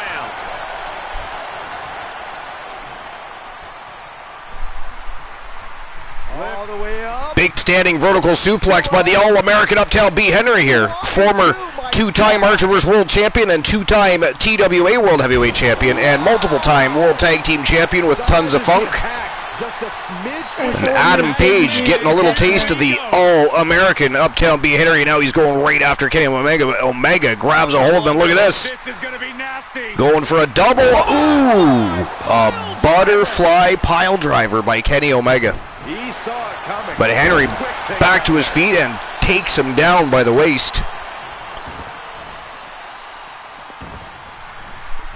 Omega rolls outside the ring, and Henry is going to go after MJF for some reason, and Chris Jericho. Much like the Villain, apparently he's got a real problem with the AEW Exiles, because he's not just going after the people in the match, he's taking out the entire AEW Exile faction here. And I have no clue why he... Whoa! Something like that. B. Henry's like a man possessed out there. Omega's still down and out, and while he's down and out, he's just clearing out his whole faction over there. Tons of funk on a roll right now. Uh-oh. Uh-oh. Oh, the referee pissed off Henry. Oh, no. Oh, you don't piss off. You don't touch B. Henry. You do not touch Uptown B. Henry. Look at this, Omega. I thought he was going for an electric chair drop. Oh! Beautiful. Henry kicks out, though. 2 count only. This match is still a go, Uzi. The crowd is getting more and more excited over this one. I mean, it is deafening in here. Yes, they are. I don't know if you've seen that Soul did a dark match request. Yeah, no, he doesn't get the 3. Another one? I cannot believe what I'm seeing right now. He did the Walkman versus tagged into the action. Big Over Bruno. The Blind Locksmith redeemed it. Able to avoid any harm there. Championship gear change? And it's another one before that. One before that. Dark match time. Wolfman versus the Samoan Lion. Okay, do you want to send me those in a message, please? Yeah. He knew that was coming. Oh, God. We're going to do that right now. Okay. Oh, here we go. Kenny Omega finally back in the matchup. The Villain tossing him right back into the squared circle here. We might actually get some action back in the ring. And here we go. Here's the snapmare. Kenny Omega takes him down. Oh, basement dropkick right to the face, and the Villain in serious trouble here, looking for a tag, but he can't get there. Omega keeping control and keeping that action pressed. The Villain rolls outside the ring for a breather, but here comes Kenny Omega stalking him. Big knife edge chop by Kenny Omega. Oh, reversal. Shoulder throw takedown by the Villain of the Archerverse. And look at this. Going back after MJF again is the Villain of the Archerverse. Oh, the match for the Blind Locksmith. Oh! And another cutter. Tosses Kenny Omega right into the steel steps and goes right back to work on MJF. Yeah, the match for Blind is for... Oh, look at this. Omega with a big sit-down power bomb. Covers the Villain up, but the Villain kicks out. 2 count only. Second to stay alive there.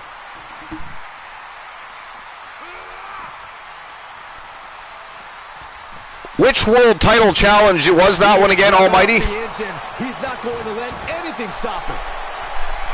The Villain going back after MJF again. Look at this. Got him up in a torture rack here. Oh! Drops him in a backbreaker right across his knees. Omega looked to take out the Villain, but the Villain with a rolling neck breaker. Jericho just... Oh, look at this. Jericho was just standing by, minding his own business. The Villain took him out, too. Man, oh, man. Guys, tons of funk really cleaning house here tonight. They really want to decimate the entirety of the faction here. Whoa, he missed his mark. Kenny Omega went airborne, launched himself at the Villain, but the Villain is so busy taking out the members of his faction that Omega missed the mark. Oh, the Dude Buster. Used Adam Page's move against him. Absolutely savage. One count only, though. Like he still has some gas left in the tank. Joe Link says MJF versus the Villain should be a future match. I don't disagree with that at this point. Hooked up. Oh! Good God, inverted suplex by the Villain of the Archerverse. MJF is taking a beating, and he is not even in the match. Jericho's trying to get away. He's like, get away from me. Finally, Adam Page steps in. Nice Northern Light suplex. Here comes Kenny Omega. The circle, the numbers might get to the Villain here now. He might have walked himself, painted himself into a corner, if you will. Oh, butterfly piledriver again, second time. Wow. How much is it worth? The man from Team I'm Just Key just kicked out again. Unbelievable. Went for a Superman punch on Jericho. Jericho, oh, eat defeat. And now he's going to go after MJF again. Tried to throw him into the ring. MJF slammed on the binders. Back comes Hangman Adam Page, but this time the Villain catches him. Suplex. And again, Omega launches himself over the top rope at the Villain, but misses the mark. And he'll come back from under the apron. He really does need to learn to be a little more patient. I mean, throwing yourself over the top rope and landing face first on the floor, not the ideal situation. It really isn't. It really isn't. And here comes the All-American Uptown B. Henry back into the matchup. Oh my God! And ooh! Are you kidding me? Wow! The agility of Kenny Omega. An elegant exit, but if it works, it works.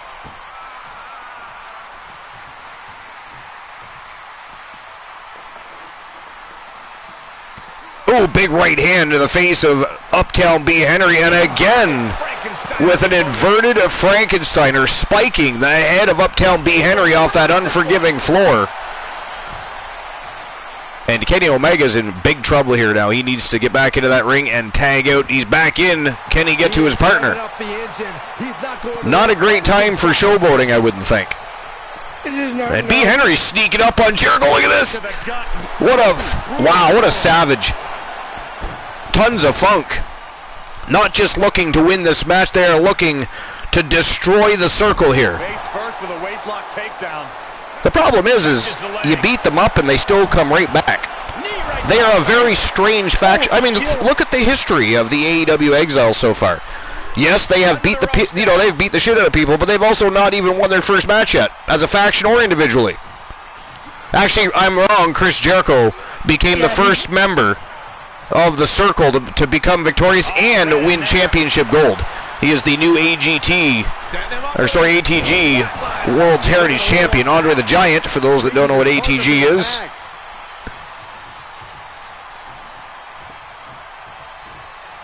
So we do have a member of the AEW Exiles that are... Whoa! That was a hellacious clothesline by Hangman Adam Page.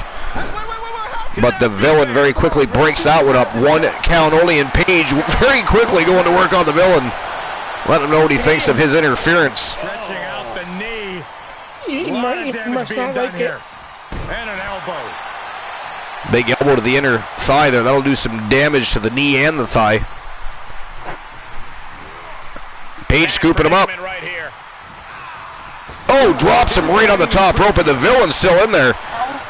The Villain up to no good, and the referee not doing a damn thing. Rolling cutter. What is the ref doing? Where's the ref on this one?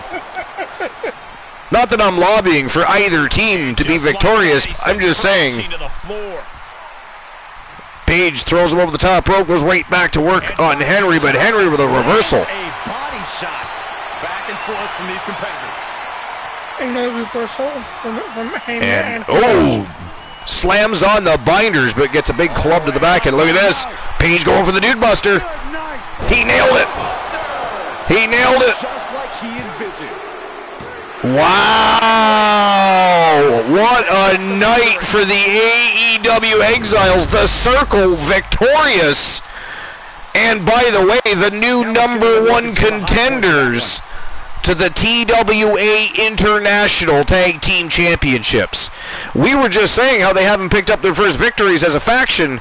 Chris Jericho was the first individually to pick up gold when he became the new Andre the Giant World Heritage Champion. And now, Kenny Omega and Hangman Adam Page become the victorious for the faction and are the new #1 contenders to the Wolfpack's prestigious championship belts. And maybe they don't really care about their the regular matches, but the matches that count, they can. Apparently they can. You know, when it's gold on the line and it matters the most. Apparently the circle comes through shining, and Kenny Omega and Hangman Adam Page victorious and the new #1 contenders to the TWA International Tag Team Championship. So congratulations to the AEW Exiles, the Circle. And I didn't see that coming. I'll be honest, if I was betting on that match, I would have went with Tons of Funk, hands down. And I would have been incorrect. You would have been. I would have been incorrect. All right. Up next, it is a trip to the Mixed Match Challenge World Tag Team Championship Division. And of course, we've got the Shangs taking on Monster Eclipse. It is Ashley and Fred Shang from Team Fred Lawless and, of course, Team Asia Invasion taking on Team Soul Embers. Stephanie Wolf and, of course, Big Bubba Bruno in her corner is going to be standing by as Stephanie Wolf accepts a challenge and looks to defend the Archiverse Mixed Match World Tag Team Championships against the Asian Nightmare, Ashley Shang. That is the next match on the list. On the docket, and I'll get the betting lines open for this match. Just give me a moment. Every match so far tonight has been straight fire. So far, it's been an absolutely electric evening. So who walks out? The Mixed Match Challenge World Tag Champs.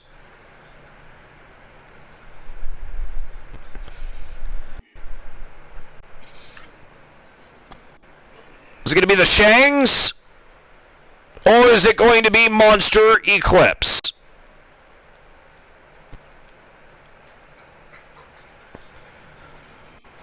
And 5 minutes to make your bets.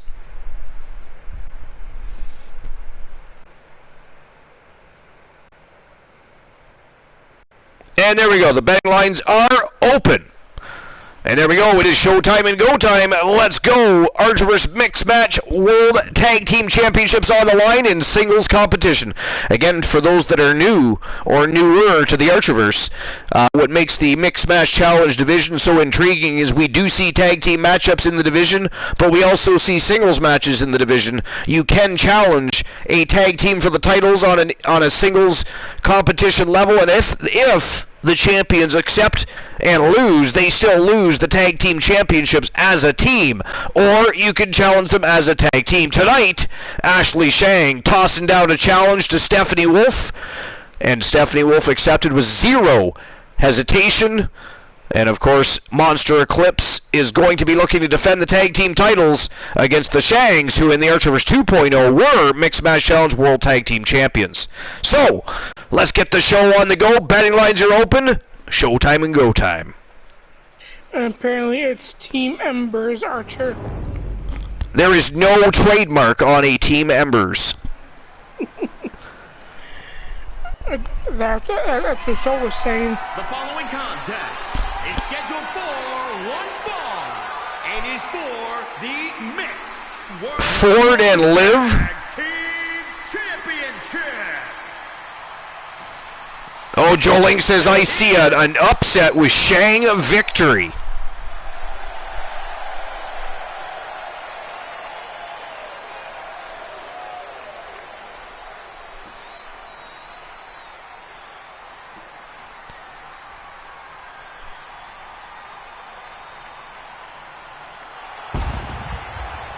And here we go. from Team Asia Invasion and Team of Fred Lawless. The chosen one, Fred Shang, accompanying his queen to the ring, the Asian Nightmare, It's a big time. Ashley Shang. The title will be on the line here. You're right, Michael. Representing the Orient Express. Into this match, we're likely to And see where is a her new title? champ crowned here tonight. Sorry? Where is her title? She doesn't have a title. She's challenging for the title. Okay. I mean, champions don't come out first. This is not TNA. A lot of folks believe I we was may just see a new seeing what champion Soul was tonight, saying, that's and you're all. looking at the one who believes it the most. Apparently, Soul Embers is behind the times as well. He's going to be surprised at a moment, apparently.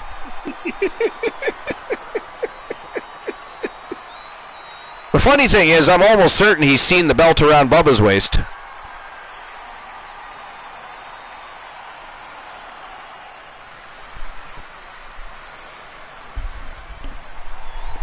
Here she comes, one half of the Archerverse Mixed Match Challenge World Tag Team Champions.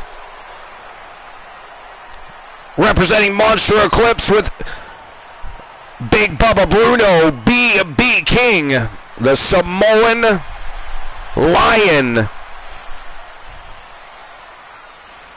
She is Stephanie Wolf. Guys, as the title will be on the line tonight. And the champ has looked dominant of late. But all it takes is one wrong move, and that title could be going home with somebody else. And the betting lines are still open for another 70 seconds. If you want to make a bet, who do you think is going to win? Will Stephanie Wolf be able to defeat her challenger and retain her title? Or does Ashley Shang reclaim the gold for Team the Orient Express?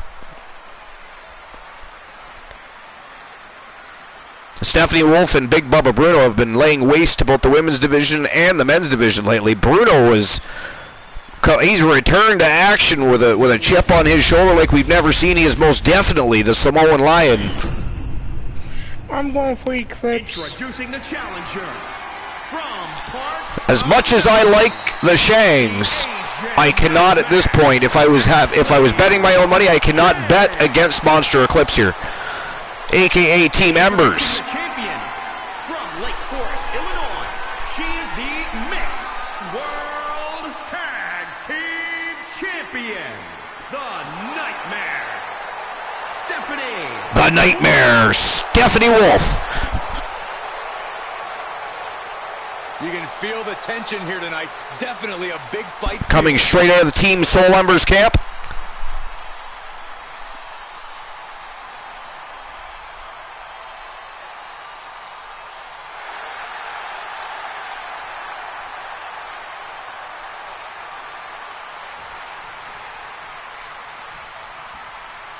All right, here we go.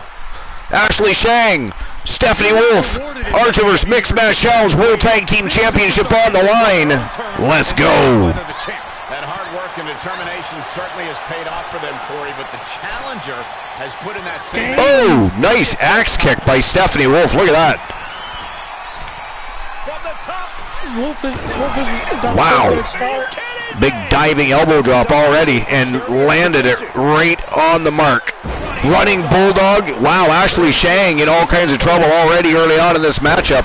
The champion not playing games here. Big leg drop across the throat, and she's peeling her right back up. Oh, rolling neck snap. Vicious. Not looking to just retain, but make the Asian Nightmare regret challenging the Nightmare, Jennifer Wolf. The Asian Nightmare meet the American Nightmare, Jennifer Wolf. Sorry, Stephanie Wolf. There's too many wolves. What the hell is Too many wolves, graves. What the hell is going on around here? Oh my God! This is There's that hammerlock armbar combination there. Nice gator roll there. thinking pays off. Ashley Shang looking to turn the tides here a little bit. No way. Oh! Powerbomb. And now she's got a leg lock on here, twisted away at the leg and the knee area. Heel hook locked in. This is painful. But Stephanie Wolf not giving up over a little leg lock. She's still in it to win it. She's here to retain her title. Oh, the body's not meant to be stretched that way. Ashley Shang peeling the champion up off the floor. But Stephanie Wolf firing back on all cylinders. Look at this. Whoa. A series of shins to the face of Ashley Shang and a neat defeat. Wolf with the cover here. Wow. Oh, shit. Again. Ashley Shang had the bottom rope. The referee didn't see it. And the winner of the match, and still the Archerverse Mixed Match Challenge World Tag Team Champion from Team Soul Embers, the Nightmare, Stephanie Wolf.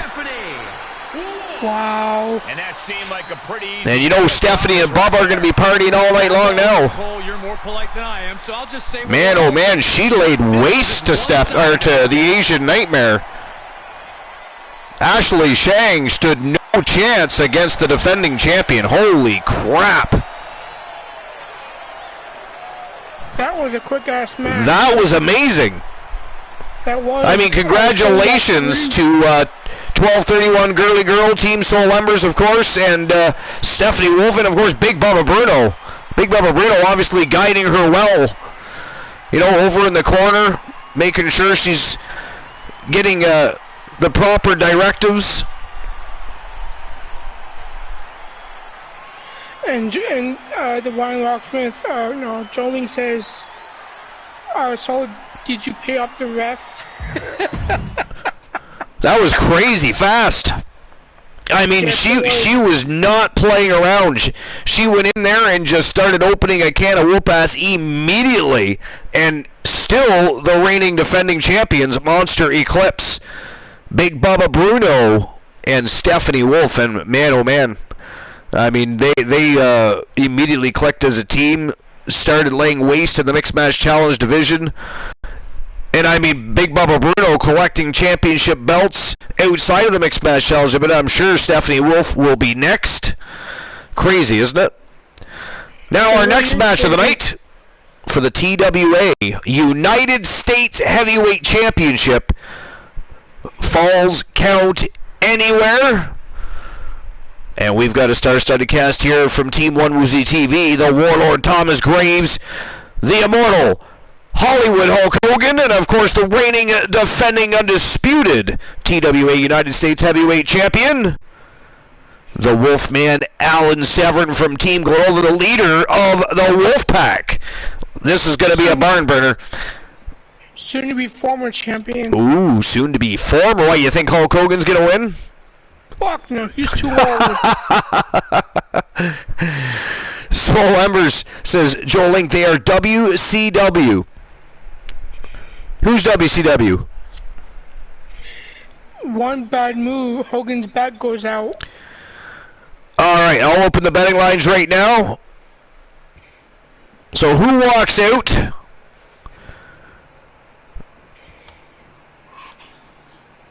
The undisputed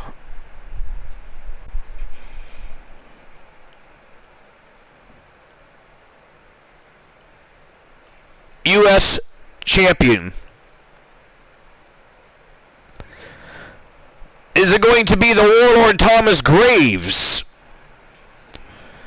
Or maybe it's going to be Hollywood Hulk Hogan?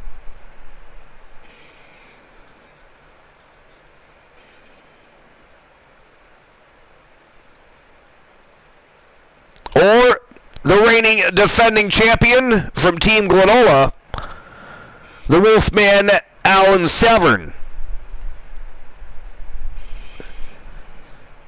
5 minutes to make your bets. And there we go. Betting lines are open. Don't be cheap, you sons of bitches. Open your wallets right now. Spend some Archerverse bucks. I don't give them away for no reason. Pick a side. take a stand. Is it going to be Hogan? The immortal Hollywood Hulk Hogan? Perhaps the Warlord Thomas Graves from Team 1 Woozy TV? The Wolfman Alan Severn from Team Glenola, the reigning defending champion? Who's it going to be? Pick somebody. Let's go. It is showtime and go time for the TWA Unified United States Heavyweight Championship. Let's go.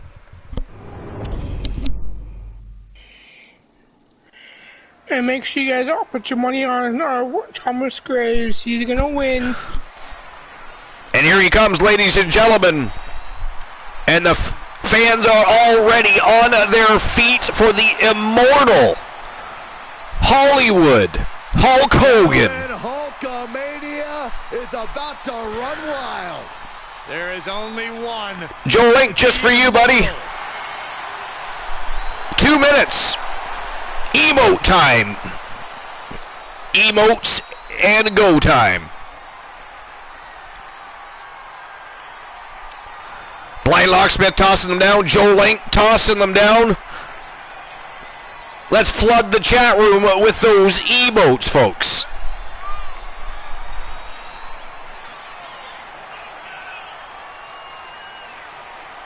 With Blind Locksmith, it looks like me and you are getting a good payday when Graves wins.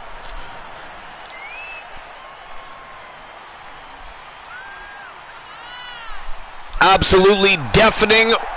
The crowd has not left their feet since the man walked through the curtain.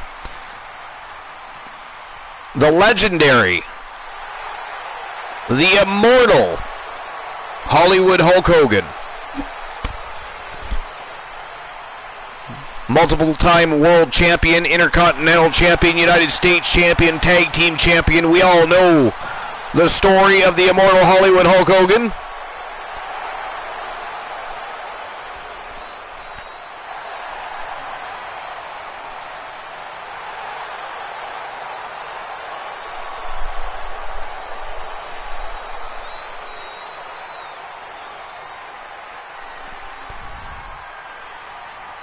The Hulkster looking in great shape here tonight, looking ready to roll for this championship bout. It's been a hot minute since Hollywood Hulk Hogan has held a championship. Tonight, he looks to become, for the very first time, the unified TWA United States Heavyweight Champion. And here he comes from Team 1 Woozy TV. He is the Warlord Thomas Graves, and he just hit somebody in the head with a plastic bottle. Man, did you all see that? Man tossed a bottle at a fan's face. Can somebody clip that, please? Because we're going to need video evidence for that. I mean, that could be a lawsuit right there, and we're going to have to prove that, he wasn't looking at the fan when he tossed the bottle. It was a complete accident. Something he does as part of his gimmick, part of the show. But honestly, Woozy, what is your client thinking, tossing a bottle at the head of a fan? Well, and I mean, that was the front barricade. That could have been somebody from Make-A-Wish. I mean, that could turn out very badly. That could turn out it is not funny. Not funny. Here he comes, ladies and gentlemen. He is the reigning, defending, undisputed, unified TWA United States Champion. From Team Glenola, he is the Wolfman, Alan Severn. Well, maybe if it wasn't Make-A-Wish kid, maybe his wish was to get hit by a water bottle. I'm assuming he probably didn't show up here tonight in, with the expectations he was going to get a Everlast bottle stuck in his nose.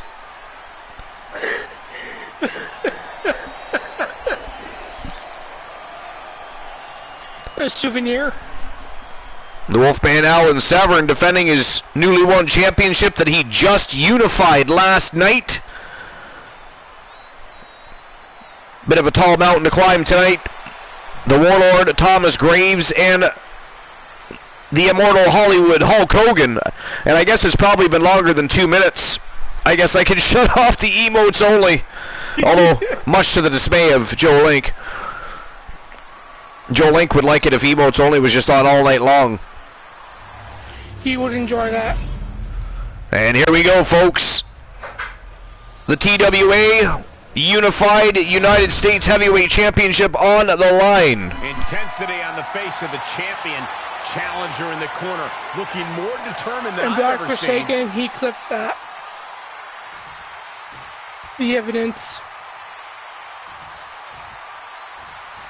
Hope these superstars have their Here we go. Swivel for Triple threat action underway. You ain't kidding, because there are 3 competitors, and it's also no disqualification, which means things have the potential to get very chaotic here.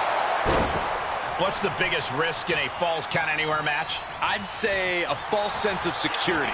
Oftentimes in a standard match, you can roll out of the ring when you're in trouble, but that's not the case here. You need to treat every setting like it's high risk. Sharp elbows to the body, looking to fight his way out.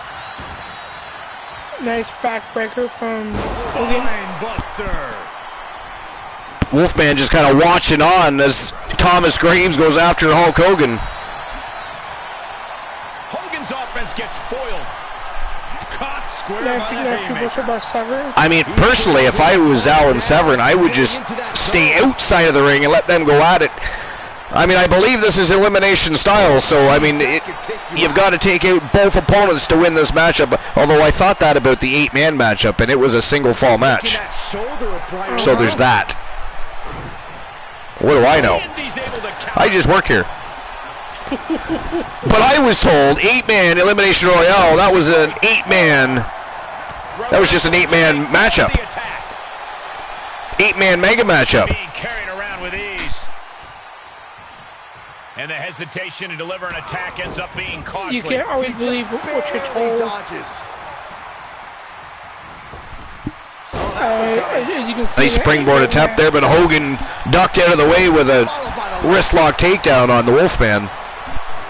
Just carrying the opposition anywhere they want. Ooh, that's how you dominate your opponent.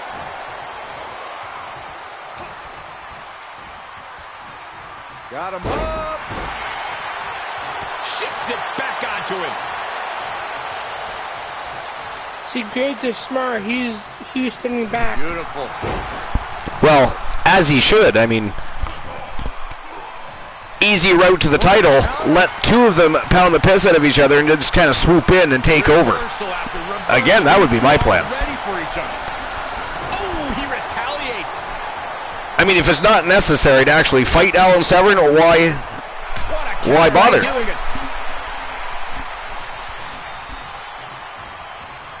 Right to the gut. Oh, Jesus, jumping DDT by the Wolfman. But he gets taken out by the big 24-inch python of the immortal Hollywood Hulk Hogan and a big boot to boot. There's no way they're going Boot to boot. power them up here. Yeah, they are. Whoa, Samoan driver by Thomas Graves. 2 count. A close count for the 2 count only, though. Hogan powers out of that one. Could have gone either way. From way up. Whoa, big double axe handle. Right to the spine of Hollywood Hulk Hogan. What a counter. And now Graves and Severn going at it. Look at this. Uh-oh is right. Big follow-away slam. Threw him right into Hogan. That was savage. I mean, if you can't use weapons, we'll just use bodies. Oh, and he tried to do it again, but Hogan was just enough out of the way. He didn't get hit by that one. Well, everybody knows Warlord Graves is freaking ruthless. Whoa, nice release German suplex by Thomas Graves. And look at this, he's going upstairs, but here comes Hogan. Uh-oh, caught by Severn. Wasted too much time perched on top of the turnbuckle and paid the price for it. He's returning fire. That happened in the matchup the other night with the Rage Twins. Who was it that was standing on top of the turnbuckle and Robert Rage grabbed him and like spiked him head first onto the canvas?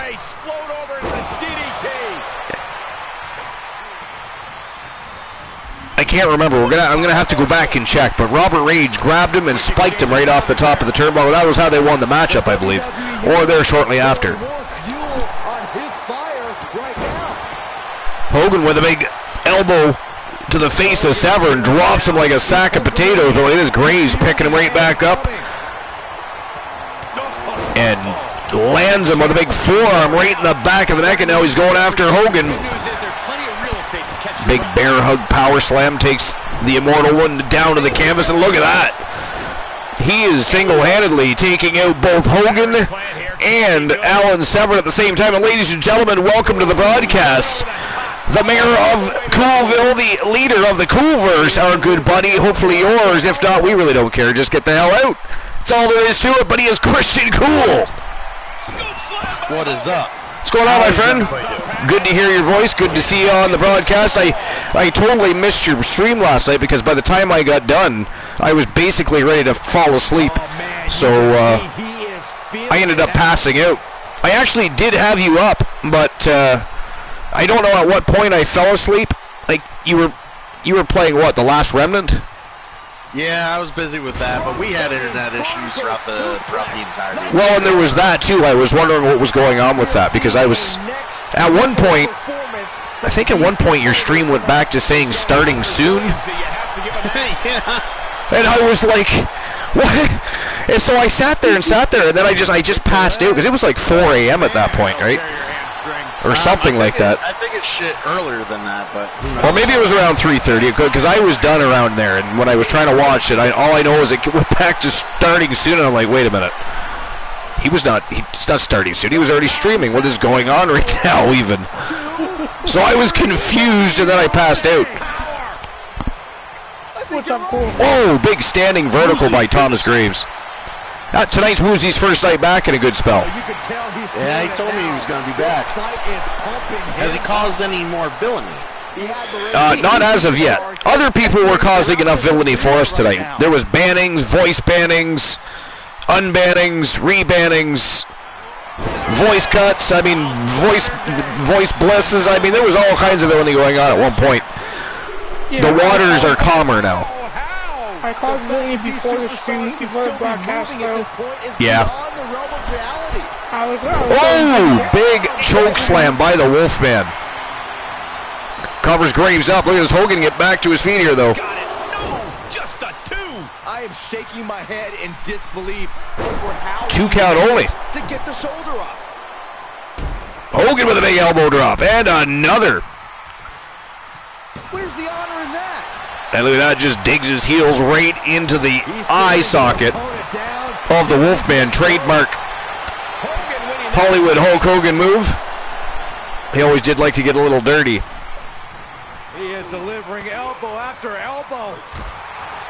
Wow. Is pumping and the WWE Look at this, Graves back on the attack, and man, it's been a great matchup for Thomas Graves here tonight. The Warlord has been dominating both Alan Severn and Hollywood Hulk Hogan. Wow, Hogan kicked out, 2 count only, and Graves goes right after the champion. What a match. What a match. He's got a pump handle locked in here. What's he going for? No! Hip throw reversal by the Wolfman. And the champion is stalking Thomas Graves right now.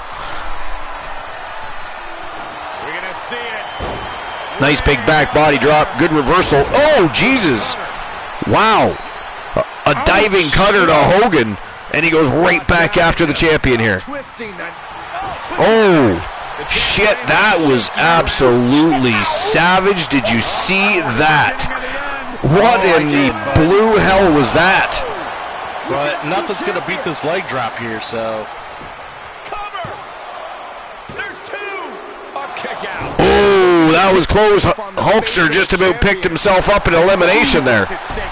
Well, he lost like a whole 2 seconds on that, Archer. What kind of wrestler are you getting in this fucking thing?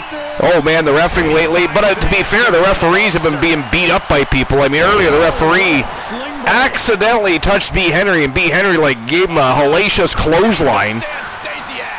Last night he was getting beat up in the women's division. It's been a rough go for the referees lately. So if they're a little off their game, I'm not surprised. Well, I'm not surprised he got a clothesline. You don't touch a Whoa, Hogan kicks out again. And look at this.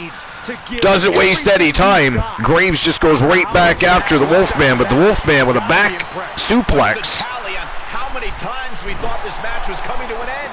I can't count anymore. And he's just continuing to punish I think we know what's coming. Thomas Graves here now. Come on, We Graves. gotta redo that video. He knew what was coming. The adrenaline is another big move. Ron Locksmith would like his video redone here, Archer. I would like Table's intro package to be stuff from Thursday Night Thunder. Dropped with the cutter.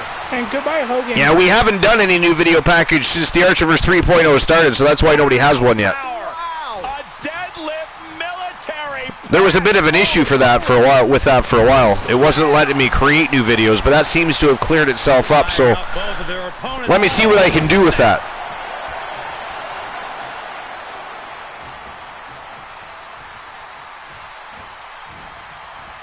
It is Thomas Graves with a deadlift military press of the Wolfman, and just drops him right on his face.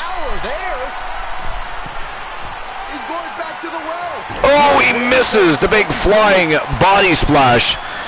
And Hollywood Hulk Hogan makes his way out of the stadium. He has been eliminated from the match. It is down to Thomas Graves and the Wolfman for the unified TWA United States Heavyweight Championship. And the Wolfman covers the Warlord up here. Graves kicks out.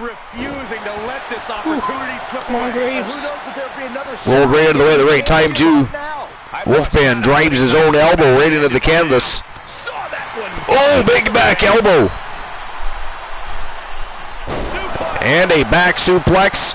The Wolfman pulling out all the stops here, looking to retain his unified United States Heavyweight Championship. There it is, the big choke slam, and he has knocked out many of opponents with that one, but not Thomas Graves. Unfortunately, he's still being stalked by the Wolfman. The Wolfman setting him up for a ride here, going for a crucifix powerbomb. Here we go. There it is. That might be it. I think the champ's got it. Makes the cover. No! Thomas Graves kicks out again. 2 count only, and the Wolfman is going to fly. You've heard of flying pigs. Let's watch a flying wolf. Is it true you can't make characters right now? Not completely. So I've been able to create one a day, which is very odd. I know that sounds funny, but that's exactly what I've been able to do. I can create one superstar, and then it won't let me create any more. It's like they've literally limited us to one a day. Fails to connect on the springboard. I'm not implying anything either, by the way. I'm just saying that's what I'm capable of doing. I can create one wrestler, and then it will not let me, for the love of God, create any more superstars. It's quite annoying, actually. Here he goes for the win. Can he close it out? It's clearly a glitch, but... Wow! He did it! Ladies and gentlemen, we have a new champion. The winner of the match and a new TWA Unified United States Heavyweight Champion from Team 1 Woozy TV. One half of the Powers of Pain. He is the Warlord, Thomas Graves. Congratulations, Woozy. What do you have to say for yourself? Here is your winner, and I call this. I said this should have happened before the match even started. Wow, breaking news, everybody. One Woozy TV let everybody know before the match started that his team was going to win and that you should bet for him. And definitely a night to celebrate, but let's not lose sight of the fact you they have guys a didn't long listen. road ahead of But apparently he was right at this point. They're lucky. So there's that, right? There's that. Didn't listen. It's hard to listen. All right, 54% were siding with Alan Severn. Well, it was the Warlord Thomas Graves with the big dub. New unified TWA United States Heavyweight Champion. The payout has been issued. And let's go. Next matchup of the night. This is for the TWA Unified Canadian Heavyweight Championship. It is a continuation of the crazy, nonsensical, and extreme rivalry and feud that has been the hardcore icon Tables from Team the Blind Locksmith and the Wolfpack. And I'm talking the entire Wolfpack. Marcus Stevens, Poindexter. He's even gone toe-to-toe with Alan Severn recently, not in one-on-one competition, but it has been absolutely insane, but absolutely epic storytelling, and the matches have been off-the-hook fire. Tonight, Tables says, hey, look at that, a new championship belt. I want that title. I do not care if it is a Canadian championship. Give it to me now. Sign me up. I will put my John Hancock anywhere you want. Give me Marcus Stevens. And, of course, management team did just that. So it is the Hardcore Icon Tables versus Big Money Marcus Stevens from Team Tiliana Pierce, TWA Canadian Heavyweight Championship on the line. And I'll open up the betting lines right now. So I have a very important question, Archer. No, you don't. Yeah, I do. Very important. You want me to ask this. Has Woozy managed to clean his toenails? No, that's not the important question. Oh, we okay. all know that answer. No. All right, fine. So do you get, as the Canadian Heavyweight Champion, do you get better health care? You do. It is universal. Awesome. Awesome. It's worth getting. I enjoy being able to visit my doctor and not have a bill sent in the mail. It's actually quite nice. Now, to be fair though, it is an illusion. People talk about Canadian free healthcare. Let me tell you something. It is not free. We pay for it through taxation, and the rest of it that isn't covered, we pay for it out of our pockets. It is a grand illusion that we have free healthcare. It is what people like to point at, and other countries say, yeah, we should do that. Well, guess what? It isn't actually free. It is an illusion, a lie, propaganda, if you will. Yeah, and Saul made a mistake. Well, you know, so did his mother.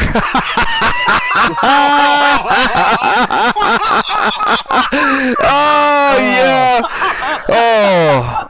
It's getting harder and harder to take those mistakes back. Damn the abortion law. That's the karma for banning me earlier.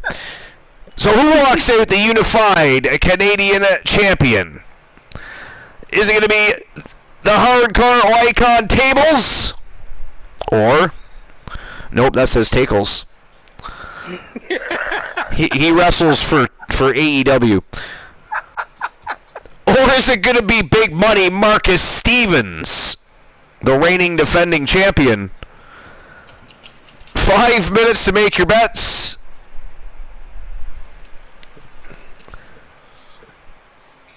And there we go. Betting lines are open. And it is showtime and go time for the TWA Canadian Heavyweight Championship. The Hardcore Icon Tables, Big Money Marcus Stevens, Team The Blind Locksmith versus Team Tiliana Pierce. Let's go.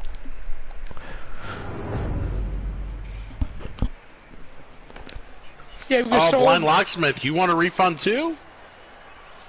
Everybody just wants refunds. All right. Everybody wants a refund. The following champion versus champion contest is a table. What was refunded? Soul Embers did a redo that video thinking that was for a rematch. Oh, he thought it was a rematch? Well, we don't do rematches the same night of anyways. We don't even have a Locksmith, you got a refund for your video. We don't have a reverse. Nope. Well, no, I actually might be able to make Blind Locksmith's video. Well, you say you wanted a refund.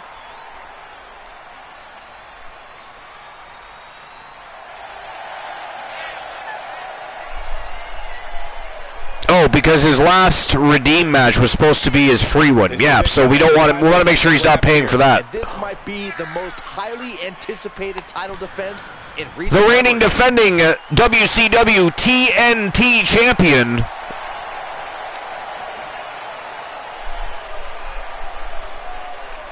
looking to become the holder of another trophy to add to his case. More gold to the wall. And he is also the reigning, defending, undisputed WCW World Heavyweight Champion. So if he wins here tonight, if he dethrones Big Money Marcus Stevens and becomes the unified Canadian Heavyweight Champion, he becomes a Triple Crown champion.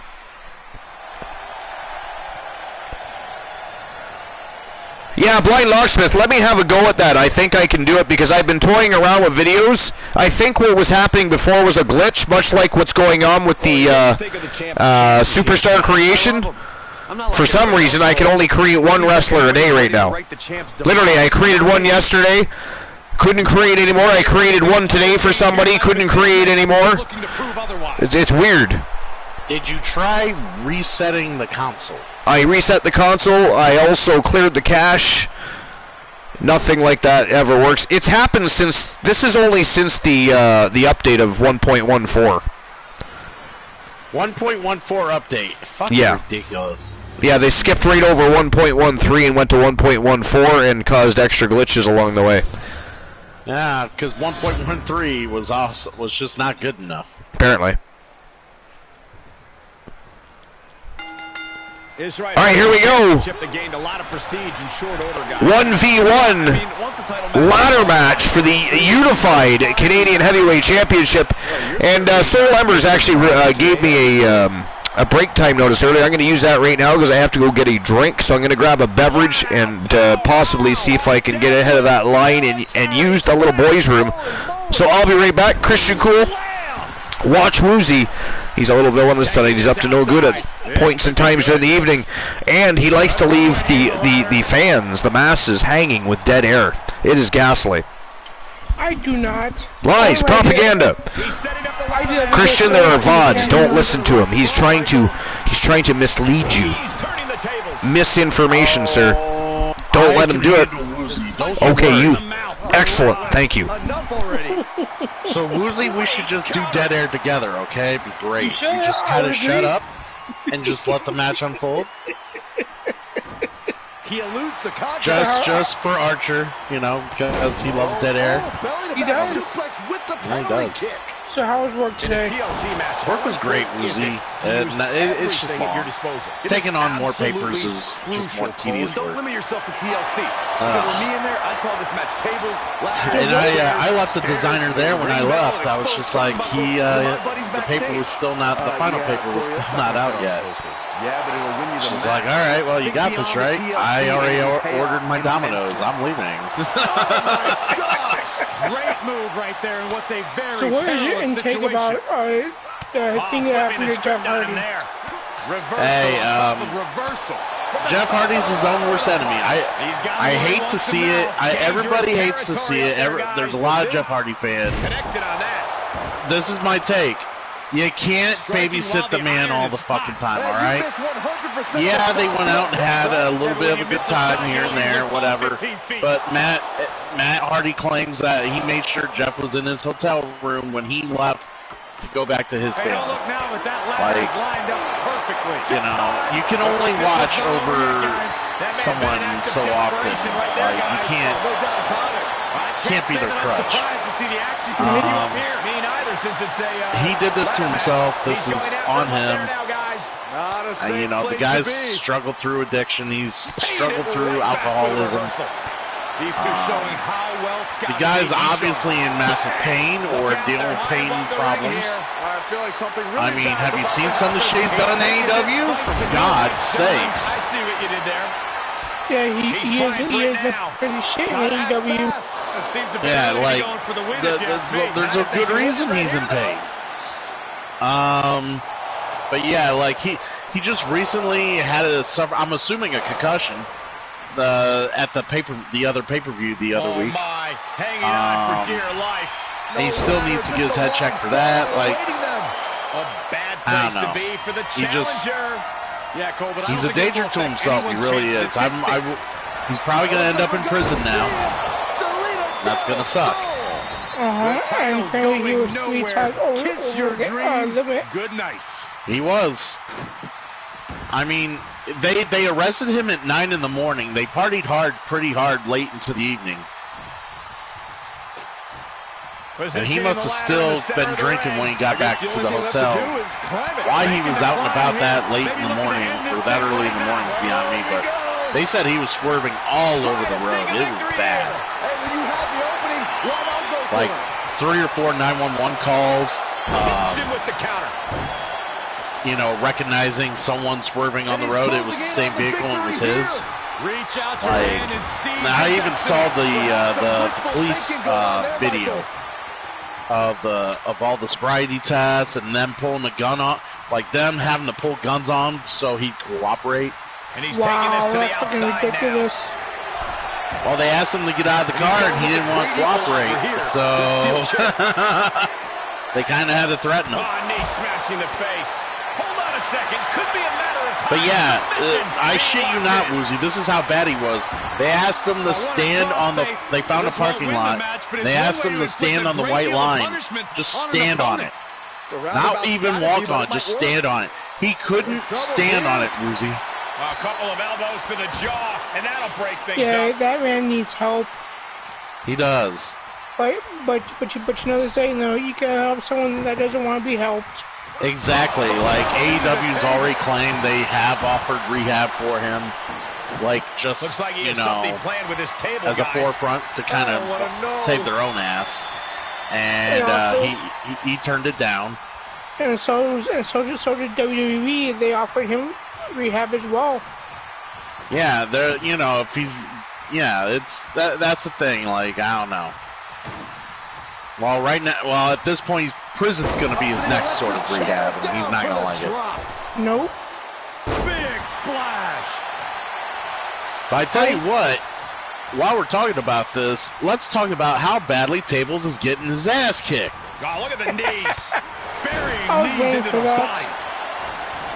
I mean, I expected better out of him. Seriously, I don't think much of the Wolfpack and Marcus Stevens. It's Marcus Stevens, right? Yeah. Yes. Oh my! Inflicting pain at You know, Archer has a point yelling at me every once in a while for that. But I do recall these names, and I expect better out of Tables. He leaves the ring, and there's no countouts in this one. Yeah, but so far this night has been phenomenal. And now he's I tell you what, here's the thing, Woozy. I feel a table is only at its best when it has 4 legs or 1 leg. And right now, he's only on 2. And he's not a very good table. Not a very well calculated move. Look at this, he's taking it to him up there. Oh, this is such a dangerous position. Series of reversals. Yeah, and then apparently Finn Balor is the new leader of Judgment Day. Oh, I knew that was going to be the case. Continues high above the ring. No way. I think it's cute that the fanboys of Finn Balor are like, oh my God, Vince is finally pushing him. Vince is finally pushing him. And I'm like, you're idiots. Because it's not that they're pushing him. Sure, it looks like he's getting a push. It really helps get over. Exactly. That's what the group's going to be for. It's there to push Rhea. It's there to push Damian Priest. It's not there to push Finn Balor. Finn Balor's the leader to help get them over and get every one of his opponents over. That's what. But what's funny is people realize is that Finn Balor is the first ever Universal Champion. That was his first.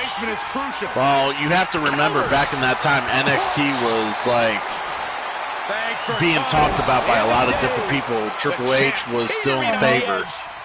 There was a lot of heads turning with Finn Balor at the time, and unfortunately, things can sour very quickly in a WWE locker room. Believe it or not. Things can change in a heartbeat. Exactly. I don't know how many of you people who watch documentaries or shoot videos or stuff like that, but I have returned. One of the things you will always hear veterans talk about that they're super afraid of in the business is that when they're on top or they're close to the top and they're hurt, they will work hurt. It doesn't matter how hurt they are because they are so damn scared of losing their spot. Yeah, very true. By the time they come back, their spot's gone. Speaking of hurt, man, oh man. I know, right? Tables and Big Money Marcus Stevens breaking out tables, ladders, and chairs. Oh my, this TLC match has been smoking hot. I was watching it, of course, on the monitor while I was grabbing my coffee, and man, oh man, what a match so far. Yeah. Oh, it's been good. It's been good, that's for sure. I was amazed at that powerbomb on the ladder. I know. But the entire rivalry between Tables and the Wolfpack has been absolutely insane. Look at this, Tables with a chair now. Oh, Stevens catches it and slams it right back in his face. Oh, Tables dropped on a table. How ironic. How ironic. And nailed in the face with a ladder. He's looking completely lost as he finds his footing. Wrong his head. Astounding power. Whoa! The end of days. All right, he's got to stay down for a while for that. Give Steven some time to get that. Nice. Big Money trying to get that ladder right. Well, you know, it takes some geometry there, Archer. Well, it's helpful to put it under the title. You know. It's also helpful to not put it in the same here we go. Straight times. That's not under the. A slobber knocker on top of the ladder. Did you see earlier when Big Money just booted him right off the top of the ladder? That was hilarious.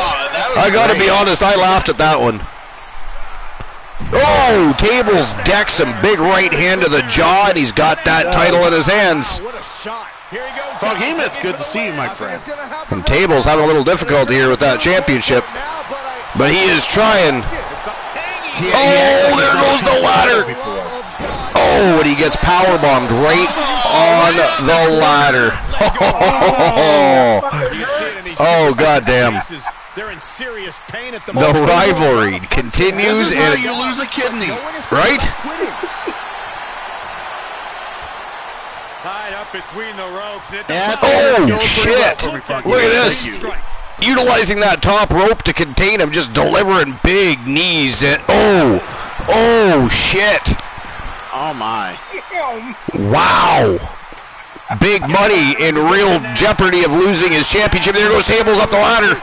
Looking to snatch a victory here, guys. I think it's gonna happen. He's got that championship belt in his grasps. You're gonna have to move a lot faster. This could very well be it. Oh, Big Money with a big shot right to the liver. 3 shots to the liver.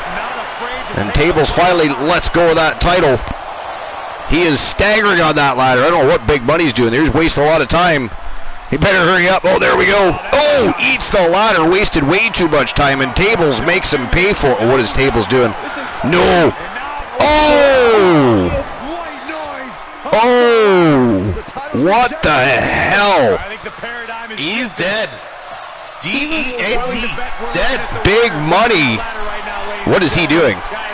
What the hell is he doing? What? Why? What? Why? Oh! Oh!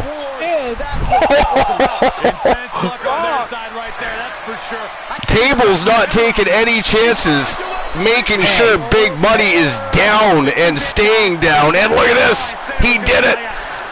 Ladies and gentlemen, the winner of the match and a new unified TWA Canadian Heavyweight Champion, and now a Triple Crown Champion from Team The Blind Locksmith, the Hardcore Icon Tables.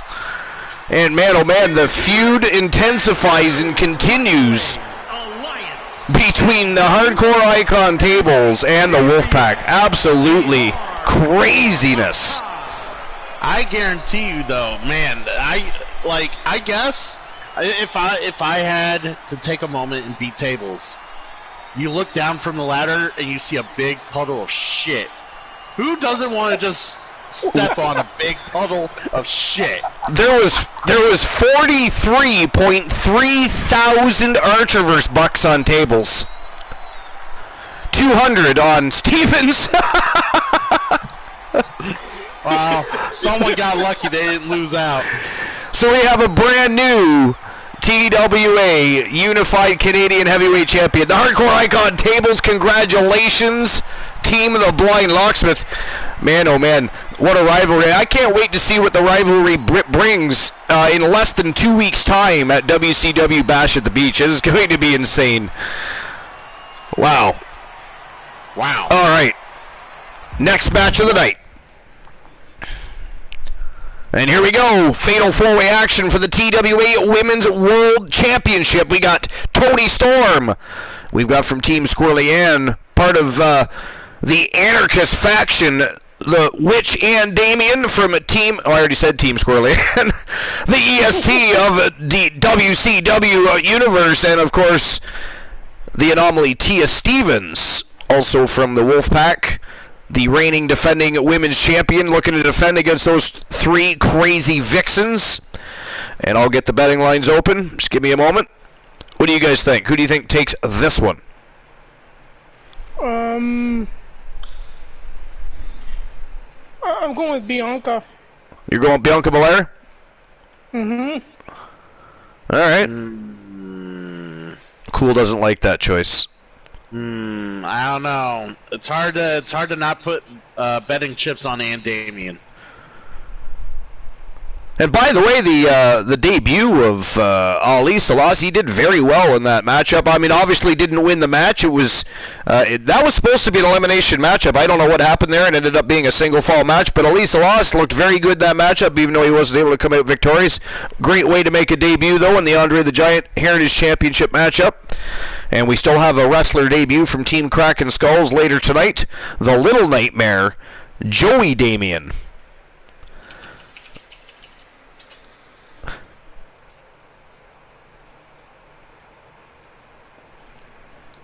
All right, so who's walking out the TWA Women's Champion? Is it going to be Bianca Belair, Toni Storm, and Damien, or the reigning defending champion, the Anomaly Tia Stevens from Team Tiliana Pierce? You have 5 minutes to make your bets. And there we go. Betting lines are open. And of course, since I can't do whiny kid in on here, I'll do this instead. You son of a bitch. Uh-oh. This woman is ready to fight. A silly cool redeemed by One Woozy TV. And here we go, guys. It is showtime and go time. Fatal four-way action for the TWA Women's World Championship. Let's go.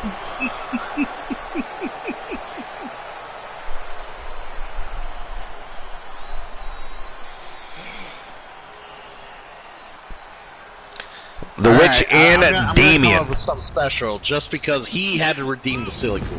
He did. He couldn't wait. He probably couldn't wait to do that to you, you know. He couldn't wait to fucking do that. He couldn't wait. Alright. I'm gonna come up with something that I don't normally do. Just give me a match. Give me a match, he says. Yeah, just Matt. What is that? Mahez? Match worth of time. How do you pronounce that name in the chat room? There's a Mahez. I don't think you just call him Maez. Maz? Maz? Maz. Maz. It's Maz. Maz. Welcome to episode number 325, Maz. You've walked right into a fatal four-way matchup for the TWA Women's World Championship. This is the inaugural episode of TWA Wrestle Kingdom. We, of course, created a new platform. TWA Showdown was streamer versus streamer showdown. We've opened the forbidden doors, and of course we have WCW superstars and the Archerverse superstars like The Rock and Stone Cold and Jake the Snake Roberts challenging streamers. So we have a new platform, inaugural episode. We're starting things off with a bang. It has been a night of absolute fire. And another championship match added to the card tonight, the TWA Women's Championship, being put on the line here by the reigning defending champion. And who would that be, One Woozy TV? That would be Team Tiliana Pierce, Tia Stevens. Tia Stevens.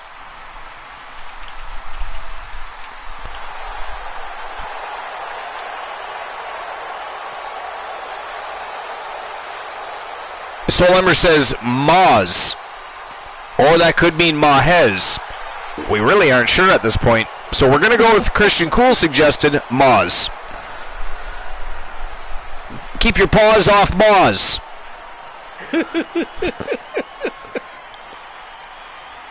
There must be consensual touching only. Kraken Skulls. Here comes Toni Storm. No doubt will be locking horns with Bianca Belair as soon as possible. Those guys have a bit of a history that goes back a few weeks to a fatal 5-way matchup. And I believe that one was also for the TWA Women's World Championship. And Bianca Belair ended up eliminating Toni Storm. En route to actually losing the matchup herself, she didn't win either. Joe Lang says, I feel a storm brewing. I see what you did there, Joe Lang.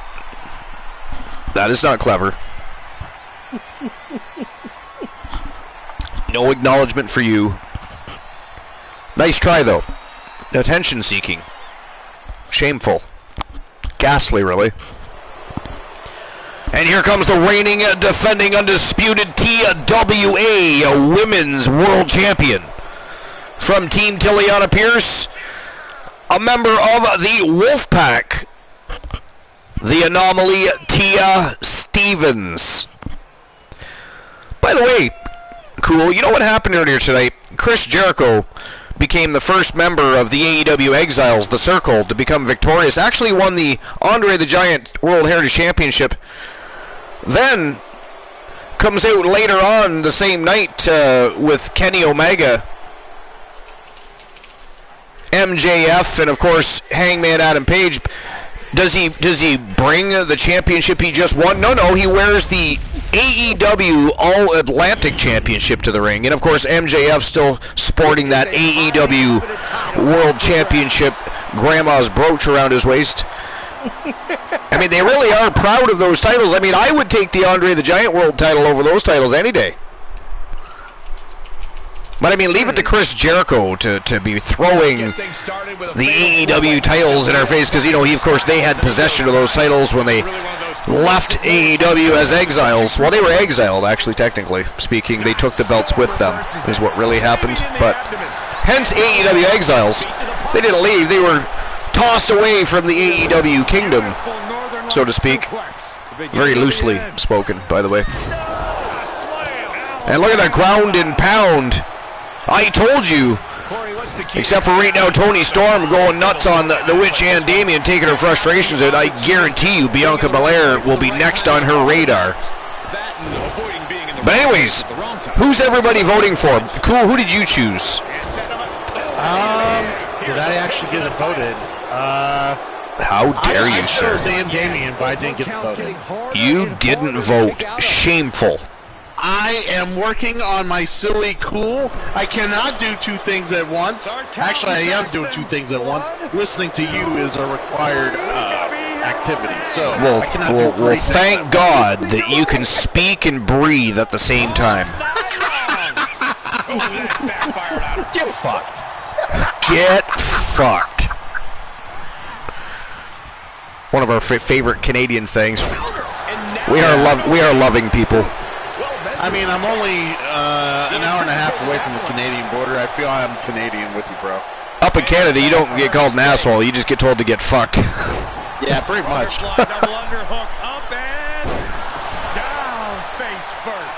I mean, if you take the last beer out of a fridge, then you're an asshole. You know. You probably got punched in the face at some point, too, not to mention. Although I think that's a universal thing, really.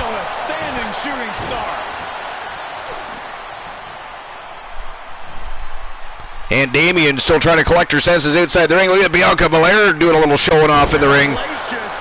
And I told you Bianca Belair and Toni Storm would end up locking horns. Here we go. And Bianca Belair going upstairs, but Tia Stevens intervening.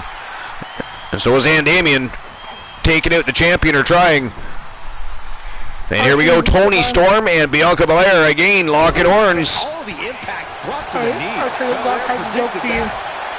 What's that? Brock has a joke for you. You have a joke? Yes, Brian Locksmith. Excellent. Knock. Who is there? Sent into the Who? Running hip attack. What impact? Who is there? Who? Return. Who? All right. I got my silly cool ready. Are we ready for the silly cool? He said, "Go fuck yourself. Go fuck yourself." Woo! That's not the silly cool. So, Woozy. Yes. Tony Storm kicks out, 2 count only there. How do you feel about me making my best acclaimed impression? The acclaimed. Go ahead. Alright, you're gonna love this. Everybody's gonna love this. Listen up. Alright. Woozy, my friend, you redeemed the silly cool. Guess what now? I will make you the fool. Eating all them damn chicken nuggets, you be choking. Just like your boy Thomas Graves, you be croaking. Dude, look at me support the awesome Archerverse with them biddies. You get them stalkers, all they support are them damn titties. Now that I went and fulfilled the silly cool you redeemed, go make like Archer's boy San Martino, go get creamed. Ouch. How did I get tossed into that? I'm just an innocent bystander, you know, delivering an epic program for people to have entertainment, hence the late night place to be. What happens? I, of course, get dragged into the mud, tossed under the bus, pushed out of the submarine into the ocean. What in the blue hell? How did that happen exactly? Gaslight. I said I was going to do something a little different.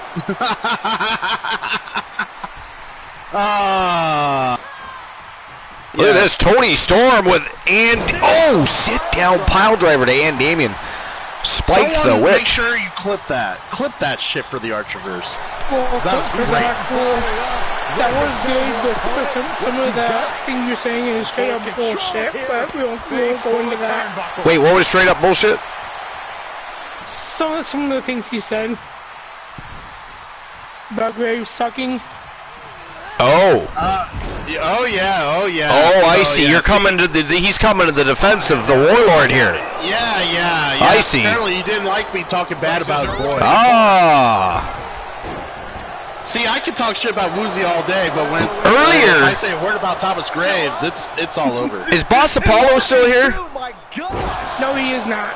He left the broadcast earlier. He was talking some serious shit to Boss Apollo. I mean, right off the hop. The grueling nature of this match is definitely getting to them now, gentlemen. She's sent to the outside. Look at that, Bianca Belair cleaning house in there, going right for the champion here.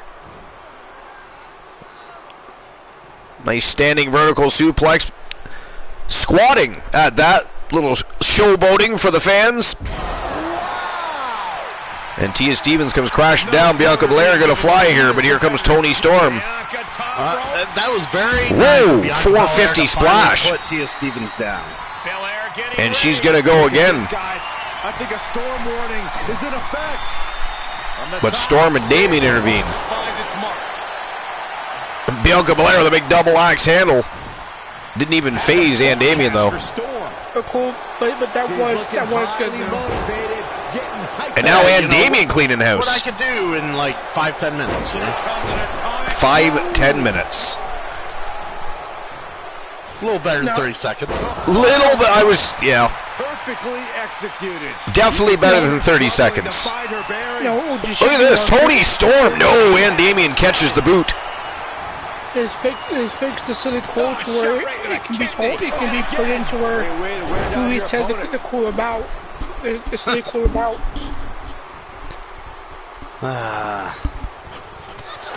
Wow, headbutt right to the face. You should see the one I got written up for Soul Embers. The one you got written up for Soul Embers. I want to see. We must know. Share.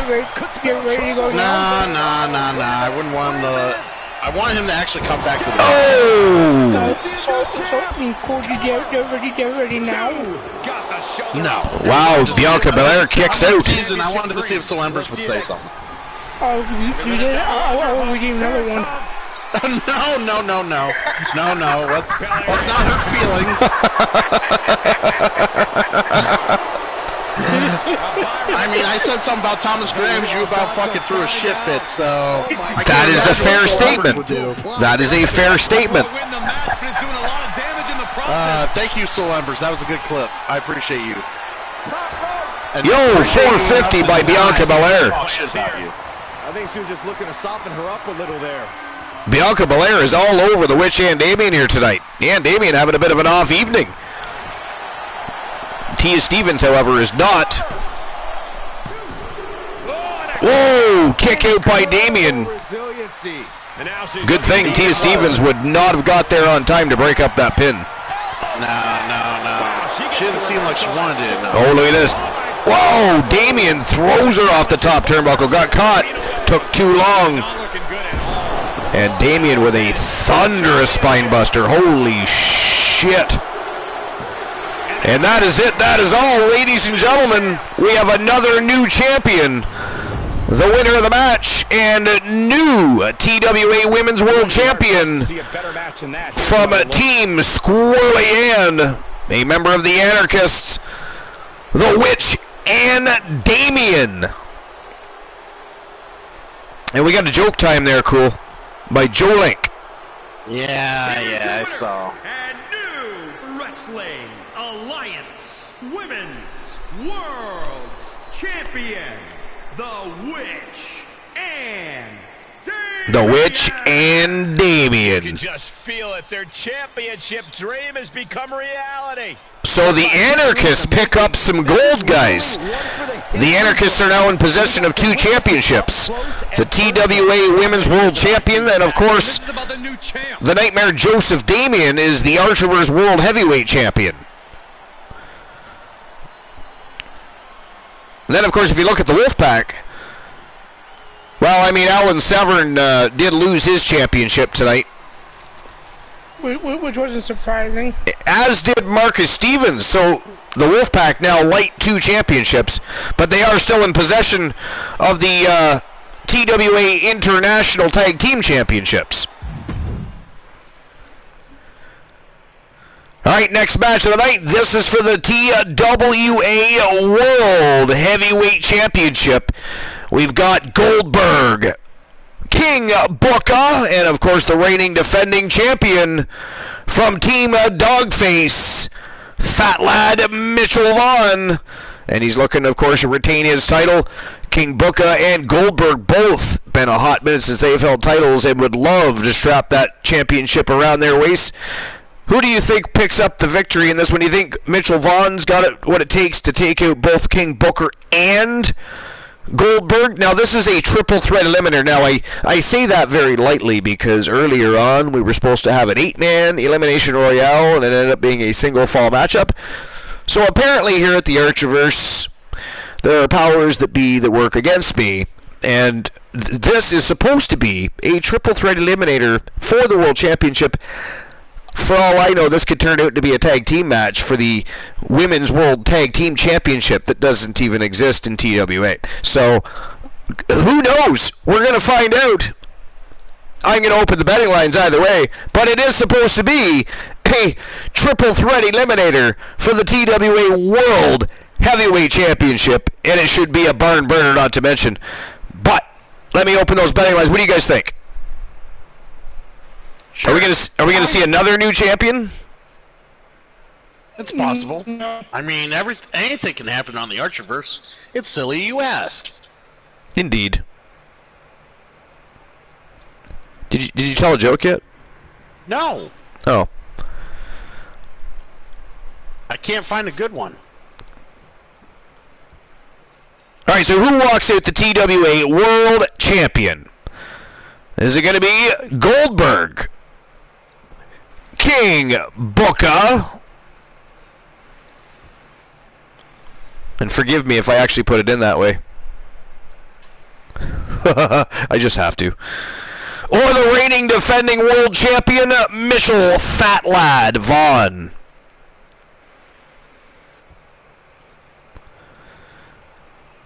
Cinq minutes to make your votes, your bets, get your gamble on.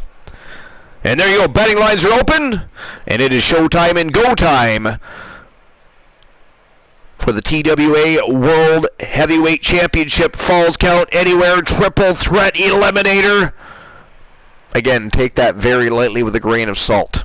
You've seen what happens tonight, right? Yeah, okay. So at least there's 3 of them fighting over a title. We have that much at least. Yeah? Okay.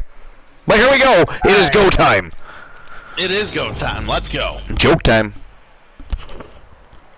I do have a joke, by the way. I don't know if I ever said this one.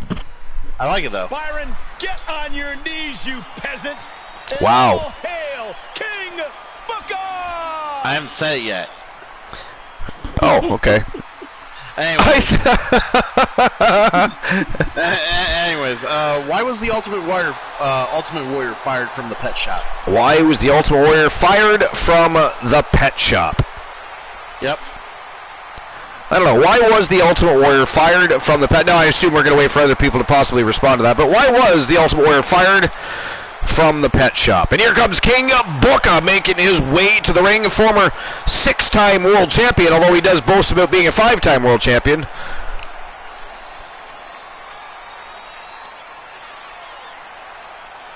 Anybody got any answers? And don't be Googling. Do not be Googling. How dare you try to cheat? And by the way, again, for anybody that doesn't remember what I said earlier, it is no longer 78 streamers. We are now 79 streamers strong with the addition of the Pharaoh, Axel Ishtar, and their new superstar, the Phantom King, Ali Salas. That is not it, Soul Embers. He was too much of an animal. Nice. No. The Soul Ember's going with the obvious choice. Nah, he couldn't sell pedigree. He couldn't sell pedigree. Wow. Yeah.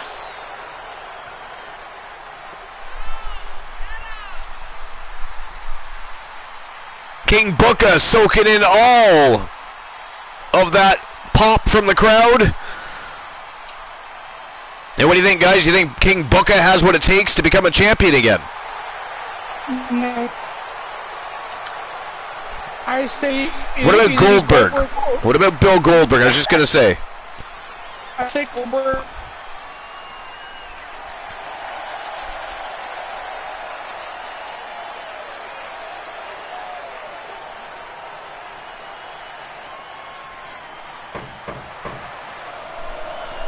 I'm glad they actually put King Booker in here. And by the way, Cole, did you notice I changed the layout of the overlay a little bit so it's not all down in the bottom left corner anymore?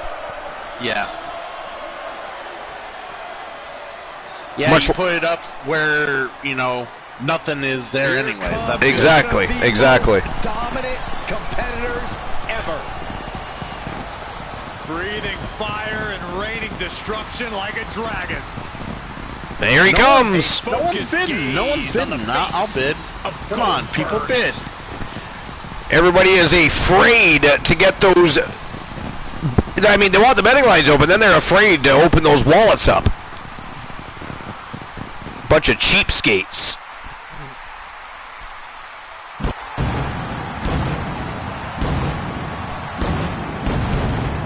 Geez, I didn't even get just a 5-star show. I got a 6-star rating from Team Soul Embers, but he needs to take a leave for the evening. He's got to go have some extra marital phone sex before he hits the hay for the evening. I mean, most people just, you know, would simply use, some sort of, I don't know, like even FaceTime or something, but no. Soul Embers has to do it the old-fashioned way, via the phone. He likes the sound of the moaning over the phone line, you see. Archer, I'll be back. Ooh, you just got robotic. You sounded like C-3PO right there. That was cool. I mean, that is going to be your stalker's next target. He's going to come in. You don't sound like Elbow anymore. Now you are C-3PO.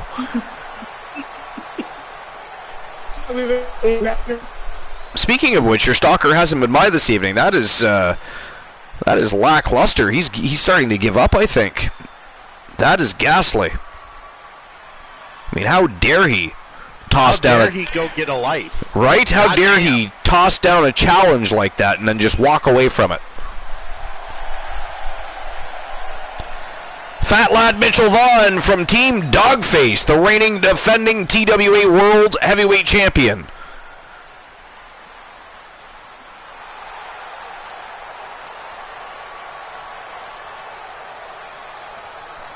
A sold-out stadium tonight, as you can see.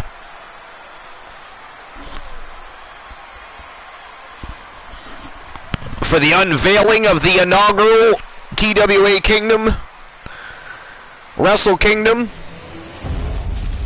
and the Kingdom being the new TWA Wrestle Kingdom Stadium. Highly anticipated championship match set to begin.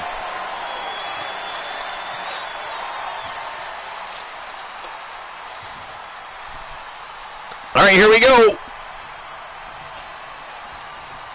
And things getting started for these three in this triple threat match. This one's going to test these superstars. Goldberg just about went flying over the top rope already, but he managed to hang on to the top rope. Booker T going right for the champion. Is Goldberg's head bleeding already? Come on. Ooh! Goldberg went for a big back elbow there, but the champion with some body shots. And Fat Lad not wasted any time taking the action to Bill Goldberg. And I would imagine Booker T will be next as en route to trying to defend his title here. Reversal catches Booker T.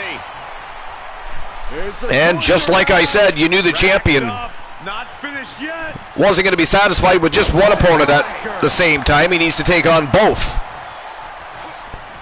Just like that, Goldberg turns things around. Look at this. Goldberg finally lands that elbow Knees meet face. and pays for it. Kick to the gut. I have a theory what's coming next. The old ataxia for the Wow, the Fataxia already on Bill Goldberg.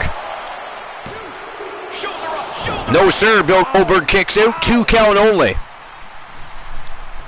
Well, Booker T's lucky. That could have been a loss while he was prancing, posing on the corner. Wow, a twist of fat on King Booker. The champion is just going from end to end. A Fataxia here. A twist of fat there. What is next? Oh, Jesus Christ. He drove a knuckle sandwich right into the temple of King Booker there. and it's going to take a Tripped up Bill Goldberg. An onslaught of strikes. Goldberg finally catches a leg. You don't often catch Goldberg like this. Uh-oh, champion's trouble now. Rolling cutter.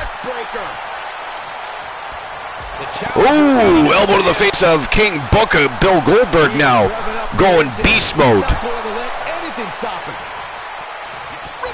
Catches the champ right in the middle. Holy shit, a big spinning heel kick right to the face of the champion. And Goldberg is on a roll here now, guys. King Booker looking to put an end to that. Enraged Battle Locks. What's going on, my friend? Welcome into episode number 325. TWA World Heavyweight Championship on the line. Enraged Battle Locks. This is the inaugural episode of the brand new TWA Wrestle Kingdom, and we've had a smoking hot evening. 8 matches. We had a tag team contendership matches, championship matches all night long. It has been epic. And right now, Fat Lad Mitchell Vaughn from Team Dogface attempting to retain his title against King Booker and Bill Goldberg. It is a big mountain to climb, but he is pulling out all of the stops. Booker's attack gets reversed. Good to know, Battle Locks. What have you been up to? What's so exciting? Feeling it now. Did you win the lottery? Are you now a millionaire? Did you release an album? Buy a new car? Did you move into a mansion? Do you have a poodle? Or perhaps you have a Bengal cat? Do you have any fish? I mean, there's got to be something going on. Absolutely planet. I wish, he says. That kind of followed the fish thing. Believe it or not, everybody, if Archer doesn't talk to me for a few days, I'm subjected to pretty much all those questions he just asked. King Booker eliminated. Look at this, going for the Fataxi again. There it is. Lands it. And he's not done. He's going to go upstairs looking to fly. Is Fat Lad Mitchell Vaughn the Fat Ton Bomb? And that is it. That is all. Ladies and gentlemen, the winner of the match, and still the TWA World Heavyweight Champion from Team Dogface, Fat Lad Mitchell Vaughn. Or if you ask Team Soul Embers, his name is, of course, Mitchell No Name. Here is your winner. Because, of course, Soul Embers can't remember the man that gave him his big push in the wrestling industry.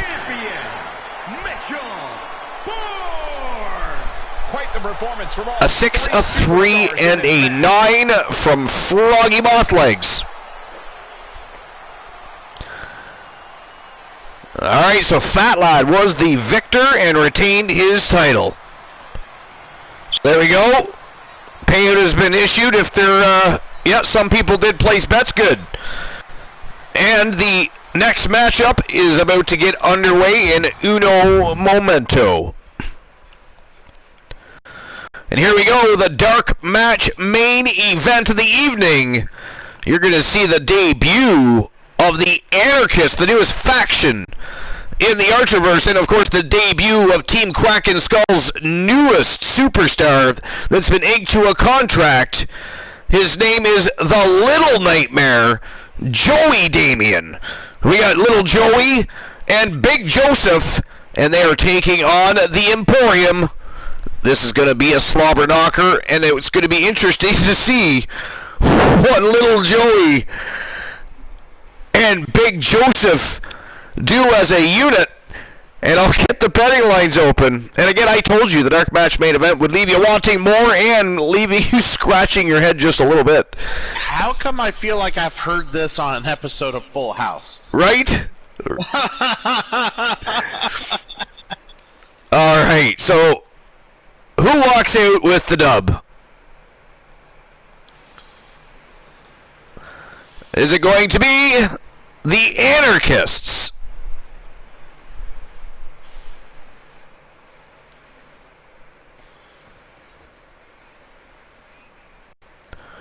Or Emporium?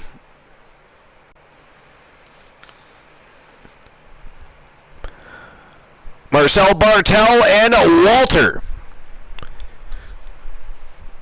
Did I spell that right? Fuck it. 5 minutes to make your bets. And the betting lines are officially open. And let's go. It is showtime and go time. Dark match main event of the evening. Emporium versus the Anarchists, and the debut of the Little Nightmare, Joey Damien. Here we go. You could barely get that out. So, when I checked out their vignette earlier today and watched them make a debut on an independent promotion and lay waste to 2 cans, and I'm talking, these were cans. Watching them come out was hilarious, because when I say the Little Nightmare, wait till you see the size comparison between the Nightmare Joseph Damien and the Little Nightmare Joey Damien. It is quite comical, but somehow it works. Craziness sounds crazier than it even looks, but that was it. They were facing 2 cans. Tonight, they are facing the Emporium.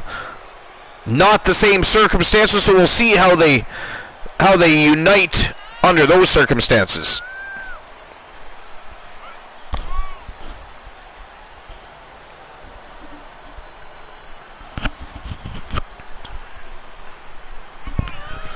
Marcel Bartel and Walter making their way into the squared circle to face for the very first time the Anarchists. Of course, it'd be anybody facing them for the first time. They are a brand new faction.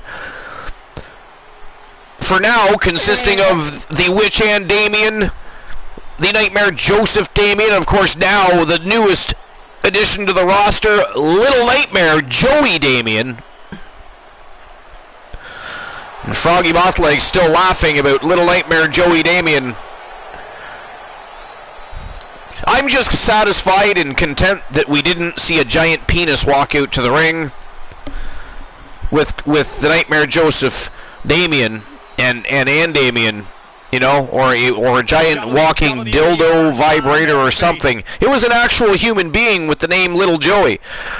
I mean, when the name Little Joey pops up on your message for the day, you immediately, and you see that it's from Team Kraken Skulls, you immediately think the absolute very worst, right? You know? And look at the size difference between those two. Little Joey looks like he's straight out of kindergarten. But there they are, the TWA Women's World Champion and the Archers World Heavyweight Champion. The Anarchist already collecting gold, and there's Little Joey. The Little Nightmare Joey. Little Joey Damien, ladies and gentlemen. Welcome back, Woozy. Tag team action in store. And Little Joey starting things out against Walter. Hey, what about me? Corey excluded you for good reason, Byron. Now back to Gunther. Massive display of power. Not here at the Archiverse, baby. He is Walter. That's fine. But yeah, that is. I agree. Walter win the Intercontinental title. Sheriff.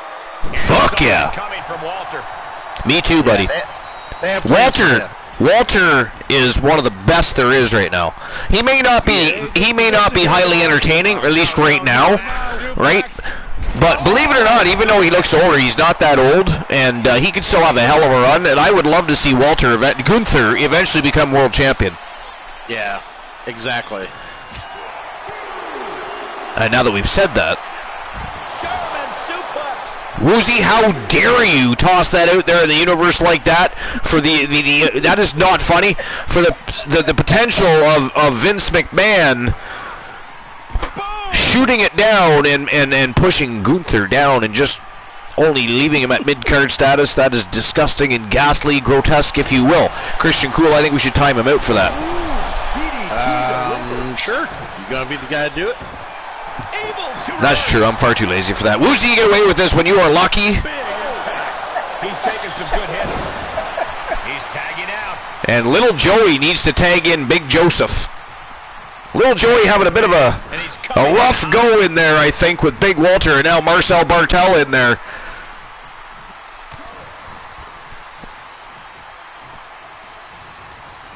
Some people use their heads in a match. The Nightmare uses his ass, apparently.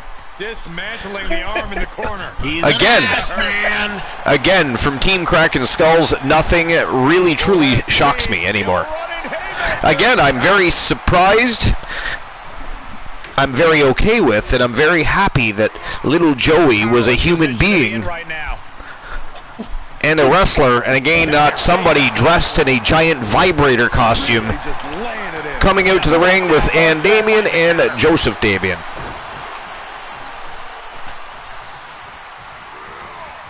I can say to that Archers, wow. In full control. Bunch of scary sexual fiends. He had it scouted. Fiends, I say. But those scary sexual fiends, by the way, sitting on the top of the mountain, Ann Damien, the witch of the Archiverse, the TWA Women's World Champion, and the Nightmare Joseph Damien, the Archiverse World Heavyweight Champion. Oh, look at this. He's tagging in a Little Joey. Look at the size difference. It is so hilarious. I mean, are you guys not surprised that Little Joey actually exists, though? When I first heard about Little Joey, first of all, I thought the absolute very worst coming from Team Kraken Skulls. But then I got to thinking, did Ann Damien finally push Joseph Damien over the edge? And there really isn't a Little Joey. Little Joey is much like Little Jimmy. We all remember Little Jimmy. Remember R-Truth and his episodes with Little Jimmy? So yeah, Little Jimmy got over. He was more over than half the roster at that right? point, which is kind of funny. Right? It didn't exist. So again, when your email comes across your screen first thing in the morning, you're still having your cup of Java. You don't have a clue what's going on. This is coffee before talkie. And you read Little Joey, newest addition to roster. Little Joey Damien, by the way, it said, and I thought, oh my good God, what in the blue hell? First I thought of Little Jimmy, then I immediately thought Team Kraken Skulls, scary sexual fiendish people, into voyeurism, I really do hope they do not come out with a walking, talking person dressed as a vibrator. But thankfully, we did end up getting an actual wrestler, and as you can see, he quite literally is a little nightmare. I was also surprised by that because I wasn't sure what to expect with that one either. In this case, coming from their camp, we got exactly what they said they were giving us, but I'm still a little bit of shock over that. I haven't accepted it yet. And set right into the corner. Look at this, going right after the left arm. Gotta hurt.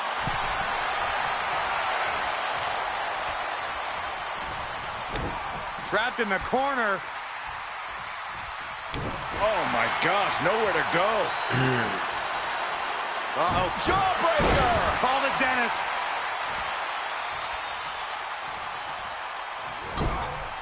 That holds back Barthel. Ooh, little Joey with a big elbow. And look at the strength of this little guy. Look at this. He does. He's pretty strong. He gets wow. Spin. Little Joey. I think you're right. Big standing vertical suplex from a guy literally half the size of Joseph Damien. I mean, he barely reaches the waist of Joseph Damien. This is, I mean, were they trying to upstage Poindexter, or what's going on here? I mean, we get Marty McFly coming into the company, and now we have Hornswoggle's cousin.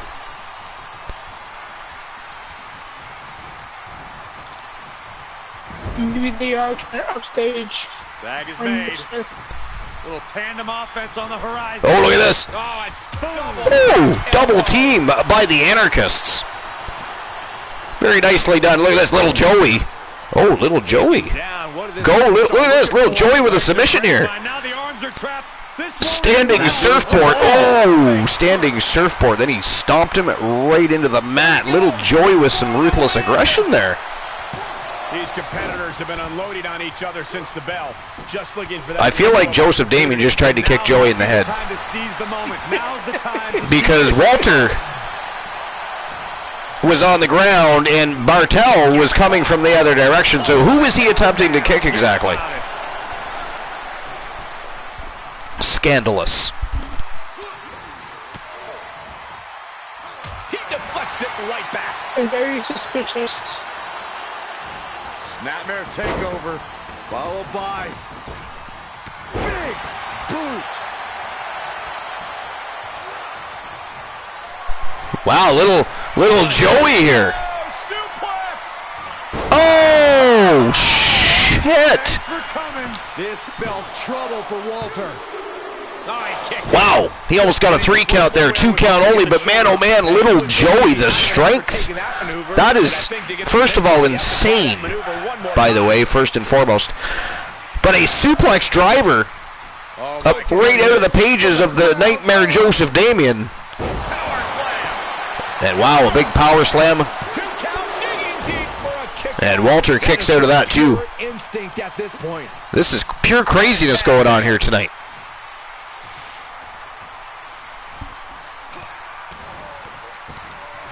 Right to the chest.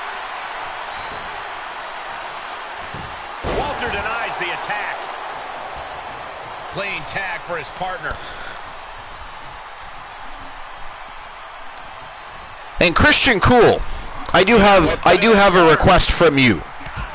A request? Yes, well, the night is young, and nobody redeemed it, but I'm going to have one final match of the night, but I want it to be a 1v1, and I want you to pick an opponent, anybody from WCW, Wrestle Wars, Warzone, doesn't matter, could be a streamer team, could be a regular superstar. I want a one-on-one matchup for the newest member of the roster and our newest streamer team, because of course he got tossed to the Wolves tonight in that 8-man single fall matchup for the Andre the Giant World Heritage. So I'd like to give him a debut matchup, something that the Pharaoh can sink his teeth into, if you will, to end the evening, send everybody home happy after this fantastic tag team matchup between Emporium and the Anarchists. Let's see the man that just inked a contract in a 1v1 matchup to end the evening. But you, during this matchup, have to come up with his opponent. Yeah, this is not good. All right. You don't say, Saxton. Since you're twisting my arm. All right. Oh, a neck breaker.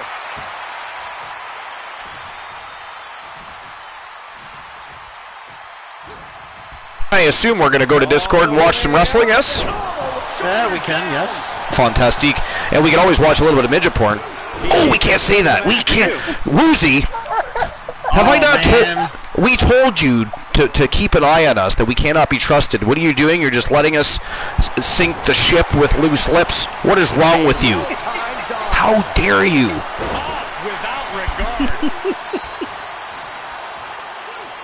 And then just giggles, Christian, like the Pillsbury Doughboy. And I swear to God, he might be like the Pillsbury, but he's tickling his own belly. At least the Pillsbury Doughboy lets other people touch him. Mostly women in the commercials, so you can kind of understand that. Woozy, however, Woozy's sitting there poking his own belly button and giggling his ass off. I'm sure he's playing with the whole giggling, right? Corner of the ring. Reversal. What a counter. Here we go. Suplex. What? Thanks for coming. That hit the spot. Wow, that is the second suplex. Whoa! Little Joey did it. Son of a bitch. That is crazy, isn't it? I mean, first Marty McFly, now Hornswoggle's cousin. This is absolutely insane at the Archerverse these days. But the winners of the match, the newest addition to the roster, of course, or one of the newest additions to the roster. We also have another addition to the roster tonight. We'll talk about that in just a moment. You saw him earlier in the Andre the Giant World Heritage 8-man matchup. But the Anarchists, the newest faction, the Nightmare Joseph Damien, the Witch Ann Damien, and now Little Joey, the little Nightmare, Joey Damien, and Joey Damien was the one that picked up the win for the Anarchists. That is crazy. Look at him, straight out of kindergarten, just got done doing some finger painting, picking his nose, and eating an apple, and he is now in the ring. I mean, he may as well just be on the Wolfpack's team. May as well be on the Wolfpack's team.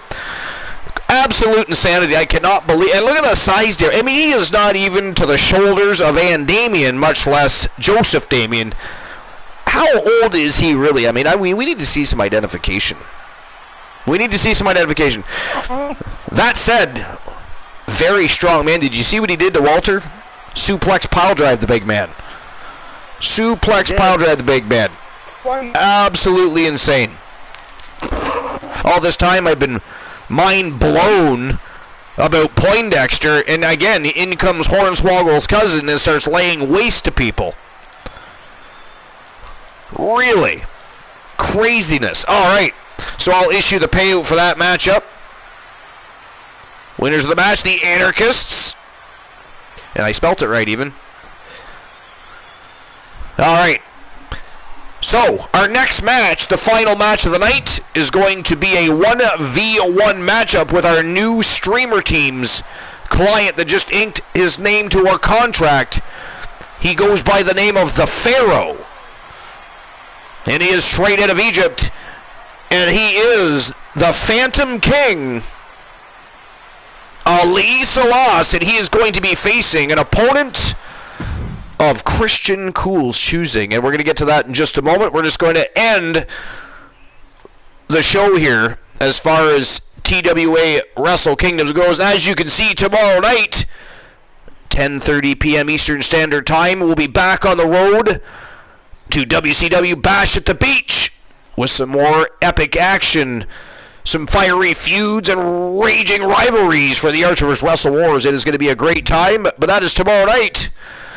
It is still tonight, and we have a matchup to go, and it is going to be Ali Salas, the Pharaoh, the Phantom King, taking on an opponent of Christian Cool's choosing, and we're going to make that a Falls Count Anywhere so that the debut, the in-ring 1v1 singles match debut of Ali Salas will not be jeopardized by a count-out.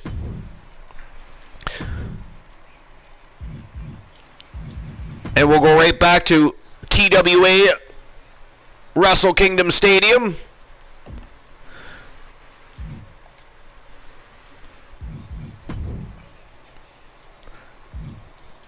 All right. So, Christian Cool, have you thought of an opponent? Or are you still thinking? It really doesn't matter. We have time.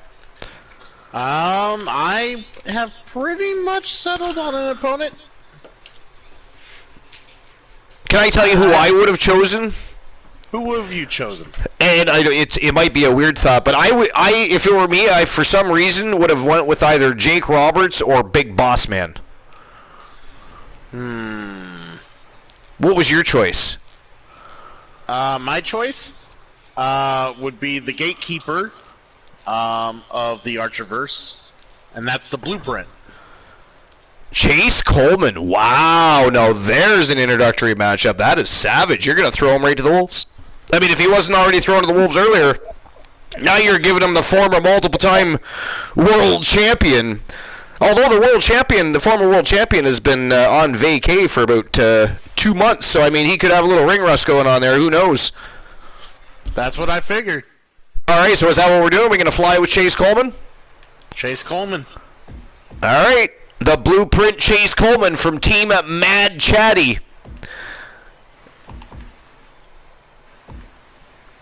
What am I doing here? There we go.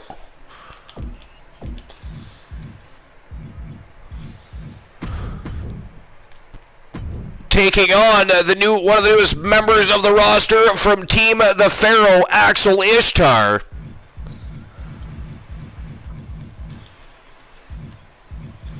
As soon as I find him. Oh, well. There we go. There we go. Ali Salas. 1v1. Dark match main event. To send everybody home happy, go home happy match, if you will, to end episode number 325 live. And then, of course, we'll see each other tomorrow night, 10:30 p.m. Eastern Standard Time, for the Archerverse Wrestle Wars, to continue the road to WCW Bash at the Beach, which is less than 2 weeks away. And we've still got some stories to tell, adding fuel, more fuel, if you will, to the fiery feuds, the raging rivalries. It is going to be a great week, and it is the last week for championship contenderships and championship challenges. Next week, all the champions have the week off. They can still compete if they wish, but no titles will change hands next week. It will be grudge matches and faction wars all week long as we lead in to the final stretch before WCW Bash at the Beach. But let's go. It is showtime and go time. The Blueprint, Chase Coleman, hand-selected by Team Christian Cool to take on the newest team, the Pharaoh Axel Ishtar, and his new client, just inked to a contract. Looked absolutely sensational earlier in the Andre the Giant World Heritage Championship 8-man matchup. Did not lose that matchup either, by the way. Didn't win, but did not lose. It is showtime and go time. Ali Salas, the Pharaoh. Let's go. Let's get. Let's go. Go time. And I must relieve my bladder. I shall be right back.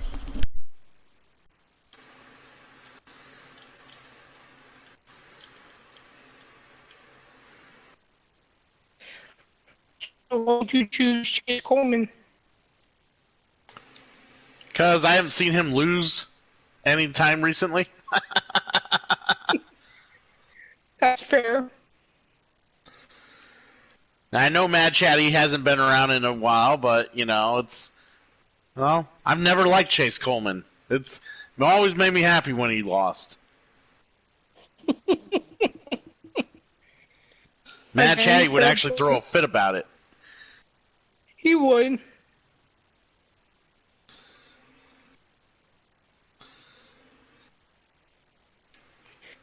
That's to make it even funnier.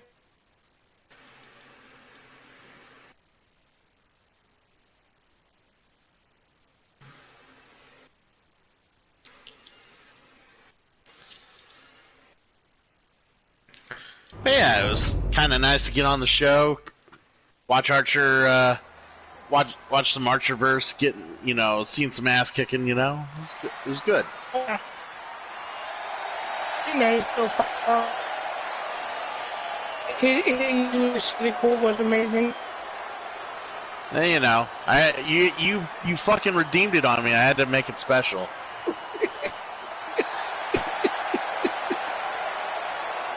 I mean, if Soul Embers had redeemed it on me, I'd have to do some weird shit talking about his mom and whatnot. I don't know about that. Match. Making his way to the ring from Shangri-La, I promise I won't do at 283. Maybe he wants me to talk about his mom. I don't know. He's weird. The champ, he is weird. Some would say the superstar thinks a little too much of themselves, but the tape doesn't lie. This is a serious contender for any title. They need to loosen up, have a little fun. Plus, it's nice to be on a broadcast and not worry about my internet. That is horrible advice. Exactly. When a competitor who always has his game face on, ready for a major battle. Down all day. No, I managed to get it working. I literally had to reboot my router as if it was the first time out of the box. That's fucked up. Oh, I was pissed. And here we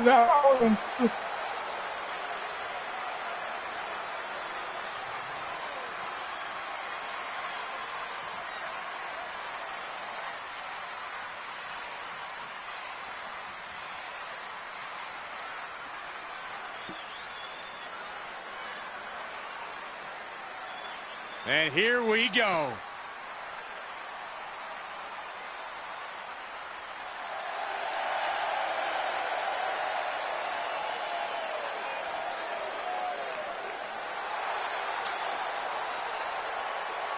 And his opponent from Alexandria, Egypt, weighing in at 240 What's up? pounds. You still feeling that family? Guys, yeah, it's probably going to be last remnant. It's probably going to be a lot of last remnant until I finally get the game done. Landscape here. I need to move on. Are you finishing? Yeah, I would like to finish it, but there's a boss I cannot finish. I can't move on in the story until I fight a certain boss, because if I move on in the story, the boss becomes unavailable. He said he'll steal the show here tonight, and he looks more than ready to deliver on that promise. I have to get better. I've returned where I'm at now. And welcome to the newest member of the roster, just inked his contract, the Pharaoh, the Phantom King, Ali Salas. Did this guy watch a couple too many episodes of fucking Stargate or something? Jesus. Either Stargate or The Mummy, I'm not sure which, but I don't argue with the streamer teams. Yeah, well, I wouldn't argue if it's Stargate, because Stargate's awesome. Stargate is awesome. And here we go, the Pharaoh versus the Blueprint. This is it. No disqualification match officially underway. Ooh, the Blueprint not wasting any time. Look at this. Whoa! Not envy anyone in this match, especially the referee. Off to a quick start already, but getting caught on the top turnbuckle here. That attack. Oh! Damn! A neck breaker using the top rope. He steers clear. I like the original Mummies. I actually didn't mind the one with Tom Cruise, but he takes control. I don't know. There were definitely a lot of holes. You ever seen a human being? The original Mummy movies were awesome. They were a lot of fun. They were fun adventures. He's lining him up. I thought the Pharaoh was going to take to the skies there, but apparently the gods didn't deliver the chariots. Changed his mind, but he is on the attack here. Look at this. Check out this power, ladies and gentlemen. Big standing vertical soup. Oh, a jackhammer. He jackhammered him. And now he's just bullying him, slamming the back of his skull off the canvas. And there we go. He's going to take to those godly chariots. Getting up, but doesn't have a clue what's coming at him. I agree, Froggy Myth. It was awesome. Oh! Big diving clothesline. And the Pharaoh with some ground and pound. That was just malicious. Ooh, a page out of Hulk Hogan's book there. Just digging the heels right into the eye sockets. And look at this barrage of strikes from the Pharaoh, but look at this, the blueprint. Look at the turn the tides here. Drops him, larynx first on the top rope. Disqualification match. When there are no rules, there's no wrong and right. Oh, right to the kidneys. And Christian Cool, I think this is a very legit matchup you got here. Hey, you know, we wanted to see what this guy could bring to the table, and I figured we know what Chase Coleman could bring to the table. I think we're gonna see it. He's a guy who can steal the spotlight at any time. He's kind of like a Dolph Ziggler now. Erased Bodlocks, if you're talking about the Pharaoh, I, of course, signed him myself personally to a contract. Did you?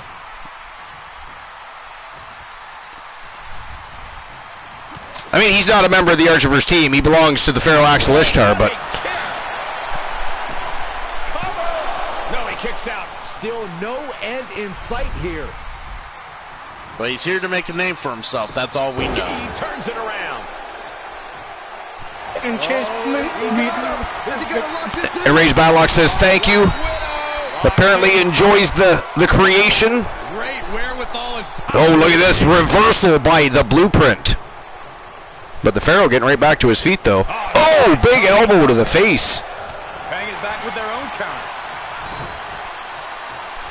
And the Blueprint, yo! Taste of pain. Damn. And an impressive amount of offense. Drove the Pharaoh face first right into the canvas. Changing things. Set right out of the ring. Big test for the Pharaoh. To the floor. The Blueprint, multiple-time world champion. Back in under the ropes. And the Pharaoh going to take things back. Oh, what is he doing here? We already had this problem earlier tonight with Kenny Omega, the lack of respect here to the equipment. I mean, there's no reason to do that to the monitors. I mean, do they not realize that shit? Oh, right? That's what I'm saying. I mean, there was no reason for him to do that. He's angry at the Blueprint. Take it out on the Blueprint, not the monitors, not the commentator's booth. We pay good money for that stuff. This shit ain't cheap. Ooh, Coleman threw him so hard he slid across that floor. But look at this big uppercut. Some big strikes by the Pharaoh. Oh, Jesus Christ, he headbutted him right in the neck. Now that was savage. Oh, kicked him right in the belly. Oh, look at this, he's going for a ride. This is one way to get No, sir, the Blueprint firing back. Oh, holy shit. I think he just dislodged his head from his shoulders. And somehow the Blueprint kicked out. I don't know how many more times he's going to be able to kick out after that. That was too close for comfort. That was insane. That got robbed at the fence. That was a fucking little stupid kick. Right? Getting back into the ring. I mean, that one rivals Shawn Michaels' Sweet Chin Music. And he has free reign of the outside. Oh, got caught by the Blueprint there. Ooh, got. He got. I don't know what it is. Ooh, the Pharaoh kicks out. For sure. I thought for sure this thing was wrapped up. Ramses the second. Got a ways to go yet. And there needs to be a refocus. Is that his great-grandfather? That explains the name, the Phantom King. Although he is a pharaoh, so there's that too, right? And there's no pharaohs. He's a pharaoh. He says he's a pharaoh. Calls himself a pharaoh. He looks like a pharaoh. He's definitely a warrior. Oh, that was a little low there. Did you see? I'm pretty sure that went to the no-no square, that one. He returns to the ring. That was ghastly. The Blueprint wasn't happy with that either. Oh, look at this. Cloverleaf. Check out the twerk on the back. This one's The Pharaoh in trouble here. I mean, he's fighting, but he is. How long can he fight that off? That is locked in tight right there. Oh, look at this. Wow, he reversed and countered. Nice. Oh, shit. diving neck breaker by the Blueprint. Now he's going upstairs. The Blueprint looking to fly. Big diving knee right to the forehead. He's got him in the crosshairs. Oh! Switches it back around. Holy shit! This could be the chance he was looking for. And he's still in the game. Wow! Coleman still kicked out. He's still in this. I think he managed that kick out on pure instinct. The Ali KO wasn't good enough, and how dare he have an AKO, by the way. How dare he have an AKO? He does idolize you. I mean, Archer needs to do something about that. We need to have an AKO versus an AKO matchup, I think. That is gaslight. Oh, look at this. Reversed into a submission. Coleman in trouble here. Coleman in trouble here. He did it. He did it, ladies and gentlemen. The winner of the match by submission. He is the Pharaoh of the Archerverse. The Phantom King, Ali Salas. Matches never disappoint. This one was no exception. Wow, what a match. And he took in a former world champion, guys, in his first 1v1 matchup. That is awesome. Wow, what a night, what a fantastic way to kick off the inaugural episode of TWA Wrestle Kingdom. It was a fantastic night. We saw some surprises, some twists, and I can't wait. Tomorrow night we're going to kick back off that road to WCW Bash at the Beach, and it's going to be an epic evening. Elite level, non-stop professional wrestling action all night long. We're going to have great people, great matches, and a great evening, so make sure you're here tomorrow night. 10:30 p.m. Eastern Standard Time. But that is it. That is all, ladies and gentlemen, for episode number 325 here at the Archerverse. What a great way to end the evening. Ali Salas picking up a huge win over a former multiple-time world champion.